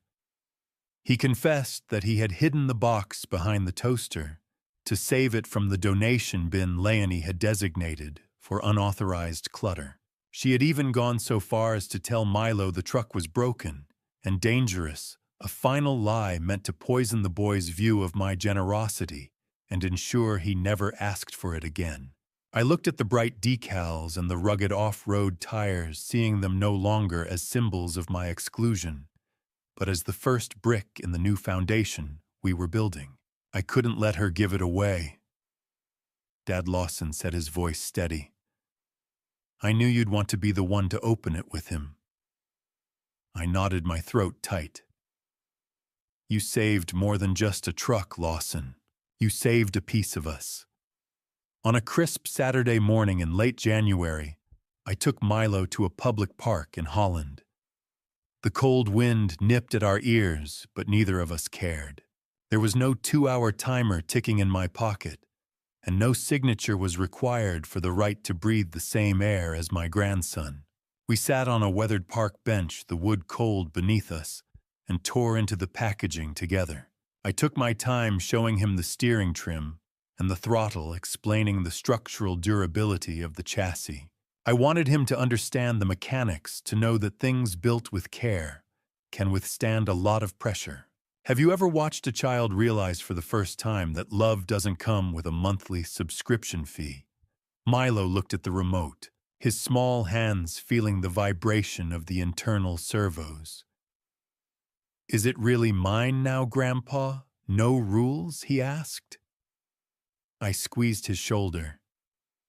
No rules, buddy. Just physics and fun. He gunned the throttle, and the electric motor let out a high-pitched whine that sliced through the quiet morning. The truck roared to life, its tires finding purchase and sending a spray of frozen grass and dirt into the air. The motor whined. The tires gripped. The past stayed in the rear-view mirror. Lawson watched from the sidelines, leaning against a tree and filming the scene on his phone, not for a legal audit or a clinical report, but for a family archive that was finally ours to keep. I watched the truck navigate the rough, uneven terrain of the park green, bouncing over ruts and hidden dips without slowing down. It occurred to me that my family was much like that machine. We had survived an off-road assault of systematic greed and managed to come out the other side with our chassis intact. Look how fast it goes. Grandpa Milo shouted, his face lit with a pure, unrestricted joy that Leonie had tried so hard to laminate away. It was built to handle the bumps, Milo, I called back. Just like us. Milo steered the truck back toward the parking lot. But as I reached to pick it up, I noticed a familiar car pulling slowly past the park gates, a car that didn't belong to any of our neighbors. I didn't just unlock the front door of Kendrick Structural. I peeled back the closed for inventory sign that Leonie had used to mask her attempts to sell my life's work while I was still breathing. I stood in front of the office in Grand Rapids, the morning sun glinting off the glass. Lawson was beside me, his gaze fixed on the entrance with a mixture of reverence and resolve. The familiar car I'd seen at the park earlier hadn't been a ghost from Leonie's camp, but Silas Thornton's courier, delivering the final legal paperwork that dissolved her remaining strategic management claims to the firm's equipment. We were truly clear. I pushed open the door, the air inside stale and heavy, with the smell of old ink and blueprints. Several desks had been cleared, remnants of the efficiency cuts she had started making the moment she thought I was a failing machine. I led Lawson to the primary drafting table, the cold surface feeling like a solid anchor. This is where the blueprints for the city's major bridges were first born, I told him. She almost sold the desks out from under us, Lawson, but she couldn't sell the expertise. I watched as he ran his hand over the wood, his eyes finally showing the spark of purpose that Leonie had spent years trying to extinguish. "I'm ready to learn, Dad," he said, his voice dropping into a register of quiet strength. "Show me where the load-bearing beams are." I began the actual training, then showing him the administrative archives and our structural inspection protocols. A business is like a bridge. It's only as strong as the connections between the people who cross it. I pulled out a hidden project I'd been working on during my forced isolation, a plan for a new pedestrian bridge at the Blandford Nature Center. It was a literal bridge to celebrate Milo's future. Lawson looked at the drawings, his finger tracing the lines of the trusses. "A bridge for the herons Milo would love," that he whispered. "It's a bridge for us, son," I replied. A way to show the city we're still standing. As the sun began to dip, casting an amber glow through the office windows, I felt a vibration of professional pride I thought I'd lost forever. The key felt cold. The promise felt warm. I pulled my heavy brass key ring from my pocket and slid the office key off, placing it in Lawson's hand. I explained that I wasn't retiring to a memory care facility, but into a role as a senior consultant. I was leaving the day-to-day integrity of the firm to him. "I was a bridge inspector for 30 years, I told him. "My last and best inspection tells me you're ready." Lawson gripped the key, his nod a silent vow of loyalty. "I won't let the foundation crack again, Dad," he said. As we prepared to leave, Lawson reached under the main drafting table and pulled off a metallic object. It was a hidden bug Leonie had taped there to record firm secrets for David Price. The metallic click of it being pulled off was the final sound of her reign. As we walked out, I saw the two photographs on my desk, Eloise with Milo and Lawson with the office keys, and I realized the legacy wasn't just safe, it was finally whole. The moonlight caught the silver frames on my desk, illuminating two versions of the same victory, the woman who taught me how to love a legacy, and the man who finally learned how to protect it. I sat in the quiet of my Grand Rapids home office, the silence no longer a heavy burden, but a serene blanket. I looked at the two photographs that now served as the windowsill sentinels of my life. The first was an old, grainier Polaroid of Eloise holding a newborn Milo, her eyes shining with a fierce, protective heat that I had only recently come to fully understand. The second was a fresh print of Lawson, standing with a straight back in front of the firm's drafting table, brass keys gripped in his hand. The spineless fog had vanished from his expression, replaced by the sharp, focused gaze of a man who knew his own worth. "We did it, Elle," I whispered to the empty room. The bridge held. I thought about the structural integrity of a family that had been tested by a 4-year siege and refused to collapse. The next morning, I drove to the Holland House for an unscheduled Sunday breakfast, a simple freedom that still felt like a miracle every time I turned onto their street. I let myself in and headed straight for the kitchen, where the smell of fresh coffee brewing greeted me like an old friend. I stopped in front of the refrigerator. Under Leonie's rule, it had been a sterile expanse of stainless steel, a cold monument to her control. Now it was a vibrant, chaotic gallery. Milo's drawings were everywhere held up by mismatched magnets that weren't arranged in a grid. A refrigerator door is the heartbeat of a home. It tells you exactly who is loved and what is valued. I noticed Lawson had replaced the old laminated safety guidelines on the side of the fridge with a messy handwritten list titled Milo's Weekend Adventures. "Coffee's on, Dad," Lawson called out from the living room, his voice easy and warm. "No schedule today." I didn't answer right away because I was staring at a specific piece of structural art. Milo had drawn a bridge over a marsh with a large blue bird watching from the reeds. It was the great blue heron from the Nature Center rendered in waxy blue crayon. Have you ever looked at a piece of crayon art and realized it was a more important document than any court order? I looked closer at the 3 figures Milo had drawn standing on the bridge, me, Lawson, and a smaller version of himself. But it was the reflection in the crayon blue water that made my breath hitch. Beneath our feet in the mirrored world of the marsh, he had drawn a 4th figure wearing a wide sun hat. It was Eloise. The isolation Leonie had attempted had failed on a spiritual level. My wife was still the foundation of this family. I reached out to touch the corner of the paper, and my fingers brushed against something hidden. I flipped the drawing over and found a small note written in a child's careful script, "Happy birthday, Grandpa." It was dated from months ago, back when the rule binders were still on the counters. Milo had hidden it from Leonie for half a year, proving the child had been my secret ally through the entire storm. I turned away from the fridge, the waxy paper tucked into my pocket, and realized that while the battle for the firm was over, my true work as a grandfather was only in its first beautiful chapter.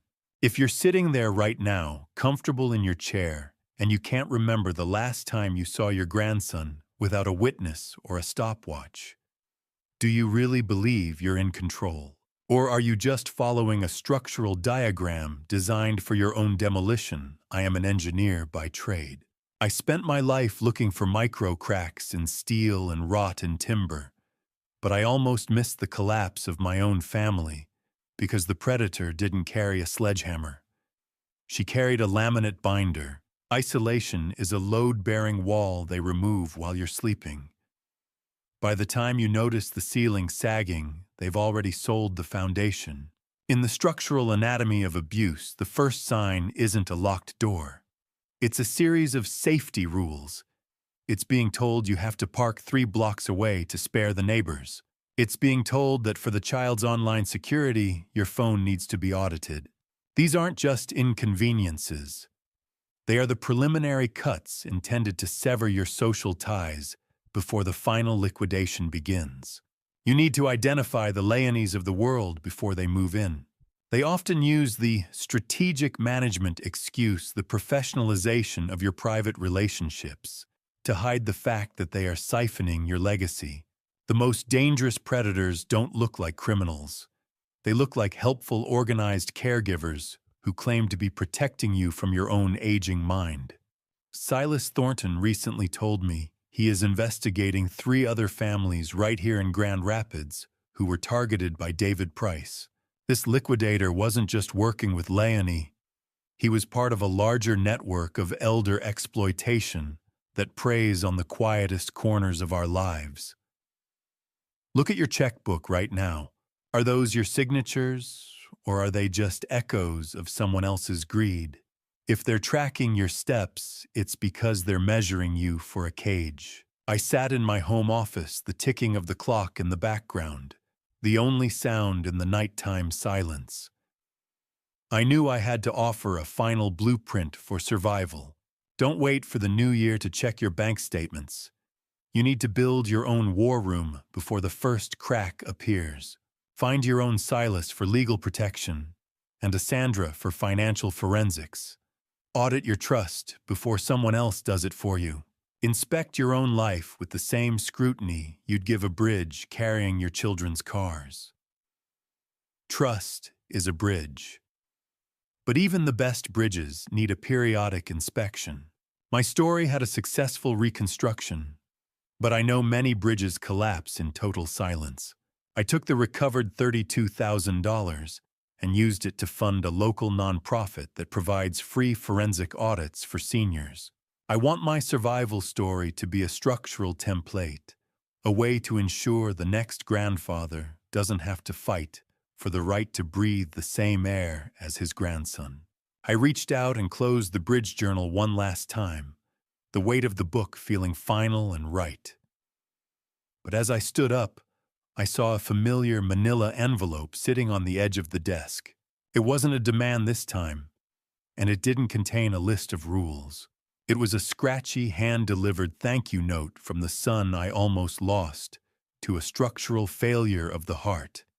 And as I touched the paper, I realized that while the engineering was done, the living had finally begun. I held the cream-colored card in my hands, feeling the weight of the words Lawson had written, not a structural report on a bridge, but a reconstruction of a son's respect that I thought had been demolished forever. The tactile feel of the heavy cardstock grounded me as I stood in my quiet office, the smell of old books and fresh hope filling the space. Lawson's note revealed that he had actually found my bridge journal 3 weeks ago while I was visiting Milo. He hadn't said a word because he wanted me to see the plan through on my own terms, but he'd spent those weeks watching me with a new understanding. "Thank you for not giving up on me when I had given up on myself," he wrote. I traced the ink with my thumb, a small smile tugging at the corners of my mouth. "You were always worth the inspection, son," I whispered to the empty room. This was the true load-bearing wall of my life, the one I thought Leonie had managed to compromise. It wasn't just about civil engineering. It was about the survival of the Kendrick name. I looked at my bridge inspection tools one last time. The calipers, the levels, the high-intensity flashlight, before stowing them away in their velvet-lined cases. Truth is the only material that doesn't fatigue under pressure. In engineering, we call it a catastrophic failure when a structure gives way. In life, we just call it a lie coming home to roost. Leonie's failure was a failure of physics. She tried to build an entire existence on a foundation of shifting sands and calculated deceptions. Under the sheer pressure of the truth, we uncovered her structure was destined to collapse. A man's word is the rebar in the concrete of his life. Without it, the whole thing is just dust waiting for a storm. I looked out the window toward the park, where I knew Lawson and Milo were currently racing that RC truck. I could almost hear the distant, happy shout of my grandson echoing through the Grand Rapids night. I turned back to my desk, my gaze landing on a third photo that had arrived that morning, a professional rendering of the Eloise Kendrick Memorial Bridge. The city had officially approved the project at the Nature Center. It was a bridge for her, for Milo, and for every family that needs a path back to each other. The light went out. The story was done. The bridge was safe. I looked directly into the darkness, addressing you one last time. Your legacy is your own to protect. Don't let anyone convince you that your voice is a burden, or that your mind is failing simply because you remember how things ought to be. Build your bridges well and never stop checking the supports. I reached for the brass desk lamp, the click of the switch echoing in the profound silence. Silver moonlight cut through the dark, illuminating the photos on the windowsill, the faces of the people I fought for. I stood there for a moment, watching the city lights reflect in the glass, a senior consultant of my own destiny. The house was silent, but it wasn't the silence of isolation. It was the quiet, steady hum of a foundation that had finally been set right. Good night, and stay vigilant.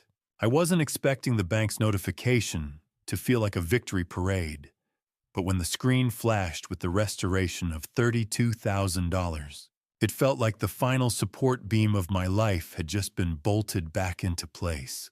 I sat in my home office, the morning light filtering through the blinds, as the phone buzzed against the mahogany desk. It was Silas Thornton. The criminal referral for financial elder abuse had finally forced Leonie's hand. To avoid a prison sentence that would have surely followed a trial, she had signed over her remaining share of the strategic management liquid assets and a significant portion of her personal savings. She chose her freedom over the money. Vance Silas said, his voice crackling with professional satisfaction. The restitution is being wired as we speak. I closed my eyes, leaning back in my chair. It was never about the cash, Silas, I replied. It was about the principle of the structure. Silas then shared a detail that made me chuckle for the first time in months. The Golden Years facility had actually sued Leonie for breach of contract and misrepresentation, using the evidence I'd gathered to claw back the initial deposit she had made with my stolen funds. Even the institutions she tried to use as weapons had turned against her. David Price was officially delicensed as a liquidator in the state of Michigan. The Vulture was finally grounded. I drove downtown to meet with Sandra Obi one last time, the smell of fresh rain on the pavement, providing a clean, sharp scent to the city. We sat in her quiet office, and I watched the cold, tactile click of her mouse button during the final audit. I watched the screen as the joint account balance updated. The zeros vanished, replaced by the $32,000 Leonie had siphoned away. Numbers don't lie. People do. But when the numbers finally line up, the lies have nowhere left to hide. Sandra leaned back, her task complete. Every penny is back where it belongs, she said. I'm archiving the exit strategy files for good. I nodded, watching the digital ledger. Put them in a safe place, Sandra. They are a reminder of what happens when we stop paying attention. I realized then that the final audit had uncovered one more betrayal. Leonie had actually intended to use $5,000 of that money to buy a silence agreement from a local bank clerk. The clerk had turned her down, starting the very paper trail Silas had followed to save me.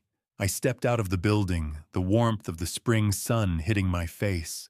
Restitution is the final bolt in the truss. It doesn't make the bridge pretty, but it makes it safe to walk on. I pulled out my phone and sent a simple text to Lawson account restored. The foundation is solid. I stood on the sidewalk for a moment, watching a group of workers repairing a section of concrete nearby. Restitution is more than a check, I thought. It is the world admitting you were right. I walked back to my car, but as I looked at my reflection in the bank's glass doors, I didn't see a victim of an exit strategy anymore. I saw the man who had designed a better one. The reconstruction was complete, and the Kendrick name was finally standing on level ground. I didn't check my watch when I pulled into the driveway, and for the first time in years, the front door wasn't a barrier, it was an invitation. The April air in Holland was crisp, carrying the scent of thawing earth and new beginnings. I walked into the house and immediately noticed the absence of the mechanical hum that had haunted the foyer. The surveillance camera in the crown molding had been ripped out, leaving a small, honest scar in the plaster. Lawson was in the kitchen, and for the first time since Eloise passed, he looked like a man who owned the ground he stood on. Milo was perched on a stool, his face smeared with flour. "Grandpa, do you want the pancake with the extra chocolate chips?" he chirped, holding a wobbly plastic spatula like a trophy. I took a seat at the island, the granite counter finally clear of Leonie's clinical safety protocols. "There's no timer on breakfast today," Dad Lawson said, sliding a mug of coffee toward me. "Stay as long as you want." As he spoke, a hidden secondary phone fell out of a false bottom in a desk drawer the movers were currently clearing from the office. It skittered across the floor, containing unencrypted messages to David Price about a fallback plan my quick legal action had completely neutralized. It was a final pathetic rattle of a dying structure. Have you ever watched a parasite leave its host and realized the host was actually stronger than it was before the infection started? I felt that strength vibrating in the kitchen as we listened to the metallic rumble of a moving van ramp outside. A stoic woman from the county office stood by the driveway, her clipboard a shield against any final dramatics Leonie might have planned. We stood on the porch, watching hired hands carry out the final symbols of her strategic management lifestyle designer furniture and empty filing cabinets. Leonie appeared one last time, her clinical composure replaced by a bitter, hollowed-out silence. She attempted to grab a specific porcelain heirloom vase from a box, but Lawson stepped forward, his hand steady. He produced a photo from the audit, proving it was a gift I gave to Eloise 40 years ago. She dropped her hand, the cold, tactile feel of the porcelain remaining with us as she turned away. "You think you've won, but you're just living in a ruin," she hissed, her voice thin as a dying wire. I looked her in the eye, feeling nothing but a somber finality. "A ruin can be rebuilt, Leonie," I told her. "A hollow structure just falls."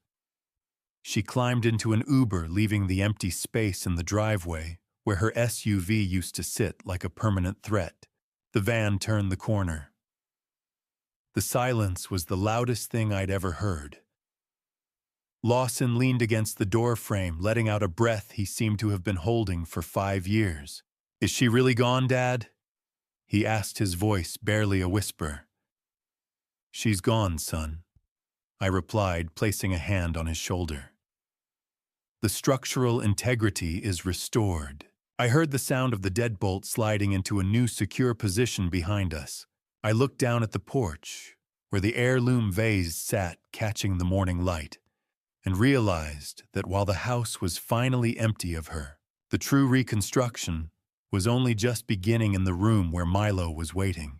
The shredder didn't just eat the plastic-coated pages of Leonie's grandparenting guidelines. It hummed with the sound of a family finally reclaiming the right to exist without a permission slip. I stood in the Holland kitchen with Lawson, the morning light pouring over a counter that was no longer a clinical workstation. We gathered every laminated document she had left behind, the rigid schedules, the lists of prohibited foods, and the maps of where I was allowed to park. As I fed the first sheet into the machine, the raspy whir of the paper shredder was the most melodic thing I'd heard in years. Watching the controlling structures turn into harmless plastic confetti felt like watching the demolition of a prison. Lawson found a draft of a confession Leonie had written, but never sent, admitting she chose David Price because he promised her a clean break from the Kendrick name. It was the last ghost in the machine. "I think I'm going to enjoy the silence of a house without a manual," Lawson said, his voice steady as he poured 2 glasses of bourbon. "Manuals are for machines, son," I replied, clinking my glass against his. "Families are built on trust, not plastic." We stood there for a long time, watching the bin fill with the remains of her reign. Later that afternoon, I took Milo back to the Blandford Nature Center. The smell of swamp water and fresh pine was sharp and clean. I carried a professional-grade set of binoculars, the cold, tactile focus ring smooth under my fingers. Have you ever noticed how the smallest lens adjustment can turn a blurry shadow into a clear, sharp truth? I taught Milo how to calibrate the focus, explaining that in both engineering and life, you have to adjust your lens to see the things that are trying to hide. "If you look close enough, you can see the heron's heartbeat," I told him. "That's called attention to detail." Milo gripped the binoculars with his small, warm hands. "I see him, Grandpa. He's standing on one leg just like Grandma's bird." I felt the structural stability of our new bond finally setting like reinforced concrete. Milo then revealed his own secret. He had kept a log of drawings hidden in his pillowcase, showing every time Leonie had made his father cry. It was a heartbreaking confirmation that the boy had been his father's silent protector all along. I watched Milo through the tall grass, reflecting on the exit strategy that failed so spectacularly. I almost lost my mind to gaslighting and my legacy to fraud. But I gained a partnership with my son that is stronger than any bridge I ever inspected. The heron took flight. The sky was wide. The cage was gone. I looked at the marsh one last time and delivered a final silent promise to Eloise. "The foundation is solid, Elle," I thought. "I'm taking our boy home now." The winter of our isolation was over, and the spring was finally here to stay. I watched the bird disappear into the Grand Rapids skyline and realized that my life's greatest inspection wasn't over a river. It was over the dinner table, and for the first time in years, the report came back perfect. I realized as I stepped into my office that the most enduring structures aren't made of steel or stone, but of the stories we refuse to let the world erase. The evening was quiet, the only sound the gentle hum of a house at peace, and the distant, muffled laughter of Milo playing in the backyard. I walked over to the heavy iron safe in the corner of my study, the crisp sound of the safe door clicking shut after I dialed the combination echoing against the mahogany bookshelves. I pulled a worn, leather-bound book from the darkness, Eloise's personal journal. Leonie had claimed it was lost in the move years ago, a calculated lie intended to sever my connection to the woman who built my foundation. I spent the afternoon immersed in her handwriting, the smell of old leather and vanilla paper rising from the pages like a physical presence. I found a tucked-away letter she had addressed specifically to a future Vance. It was as if she had looked through time and seen the cracks forming. She urged me to trust the math of the heart and predicted that our family would eventually face a test of its very core. "Our son has your eyes and my stubborn heart. May he always build things that last," she had written. I traced the ink with a trembling finger, whispered an apology for how long it took me to find her voice again, and felt the final emotional anchor drop into place. A journal is just ink on paper until it's read by the eyes of the person who lived it. Then it's a structural beam for the soul. Lawson arrived later that evening, not as a weary visitor under surveillance, but as my partner. He carried the heavy tactile feel of a high-end blueprint under his arm, the finalized plans for the Kendrick structural office renovation. We sat together under the warm sunset light, looking at the layout that included a dedicated space for Milo to learn the trade. I want Milo to grow up knowing the difference between a building and a home. Lawson said, his voice ringing with a purpose that had been suppressed for too long. I nodded, clinking my glass against his. Then we'd better make sure the blueprints are perfect, partner. He then revealed he'd established a scholarship in Eloise's name for young engineers who focus on structural ethics. It was the perfect tribute. I stood up and cleared a space on my main shelf, placing Eloise's journal alongside my original bridge inspection logs and the final court order. It was a history of love work and justice all bound together. The book closed. The story lived on. I realized that while I was officially retired, my role as the guardian of this legacy was a lifetime appointment I finally accepted with a peaceful heart. The inspection is over. The results are in. We're still standing. I reached for the brass desk lamp, the click of the switch signaling the end of the long day. I turned off the office light and saw the golden glow of the sunset hitting the gold leaf lettering on the spine of Eloise's journal. And I knew that no matter how many exit strategies were designed, some foundations are simply too deep to be moved. My work was done, the bridge was secure, and for the first time in 5 long years, the structural report for the Kendrick family was perfect. Most people see a bridge as a way to get from one side to the other. But as I stood on the timber planks of the marsh overlooking, I saw it for what it truly was, a promise that no member of this family would ever be stranded on an island again. I stood on the newly completed Eloise Kendrick Memorial Bridge, the warm summer breeze carrying the scent of marsh grass and the thick heat of a West Michigan afternoon. I ran my hand over the cold, solid feel of the brass memorial plaque. It was modest, just like Eloise, but engineered with a precision that would outlast us all. The irony wasn't lost on me as I looked down at the supports. This entire project had been funded by the liquidated assets Silas clawed back from Leonie's secret shell company. Her greed had become the literal foundation of our new memorial, a final structural correction that turned an exit strategy into an entry point for the community. Lawson stood beside me, his sneakers silent on the timber as he looked out over the water. "She would have loved the view from here, Dad," he said, his voice carrying a serene triumph that had replaced the years of hollowed-out exhaustion. I nodded, watching the golden light of the late afternoon play across the reeds. "She's the reason the view exists, Lawson." I watched my son reach down to adjust Milo's backpack, a simple, unscripted gesture of affection that had been impossible under the clinical surveillance of the past 4 years.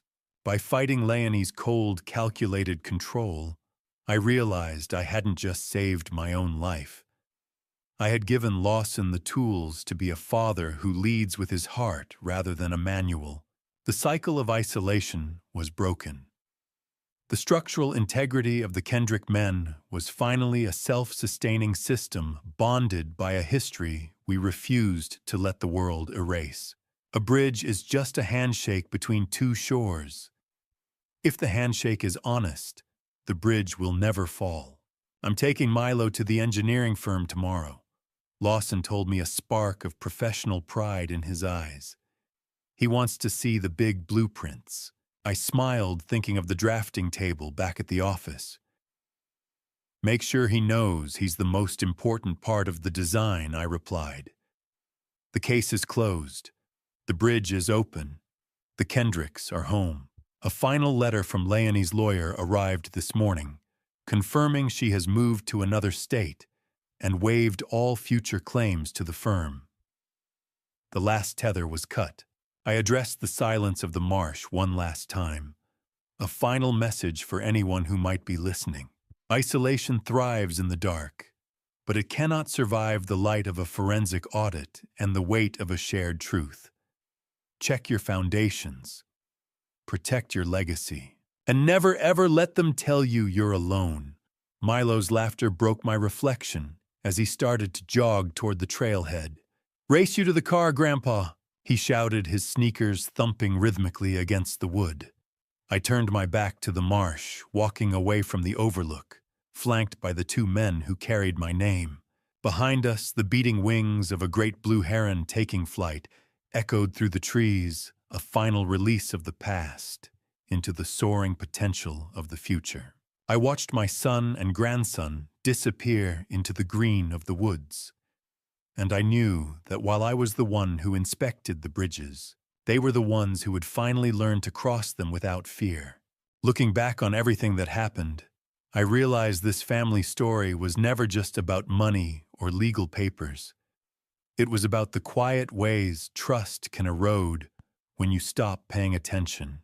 For years, I believed love alone could hold a family together.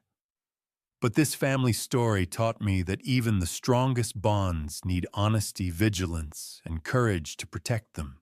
If you are listening to my family story, learn from my mistake. Do not ignore the small warning signs simply because the person causing them shares your last name. Some people might call what I did dad revenge, but the truth is more complicated. My dad revenge was never about hatred or punishment. It was about protecting my grandson, my son, and the legacy my wife helped build. Still, every dad revenge carries a cost, because when family breaks, a part of your heart breaks with it. If there is one lesson I can leave behind, it is this: never surrender your voice just to keep the peace. Protect your dignity, your independence, and your relationships before someone else decides their value for you. I also believe that somewhere along this difficult road, God was guiding us back to the truth, reminding me that faith and patience can rebuild even a shattered home. Thank you for walking with me all the way to the end of this journey. I would truly like to hear your thoughts. What would you do if you were in Vance's position, facing that kind of betrayal and impossible choice? Share your perspective in the comments below. If this story resonated with you, consider subscribing so you don't miss future stories like this. A gentle note: while this narrative draws inspiration from complex family situations and real social issues, certain elements were dramatized for storytelling purposes. If this type of content isn't what you're looking for, please feel free to explore other videos that might suit you better.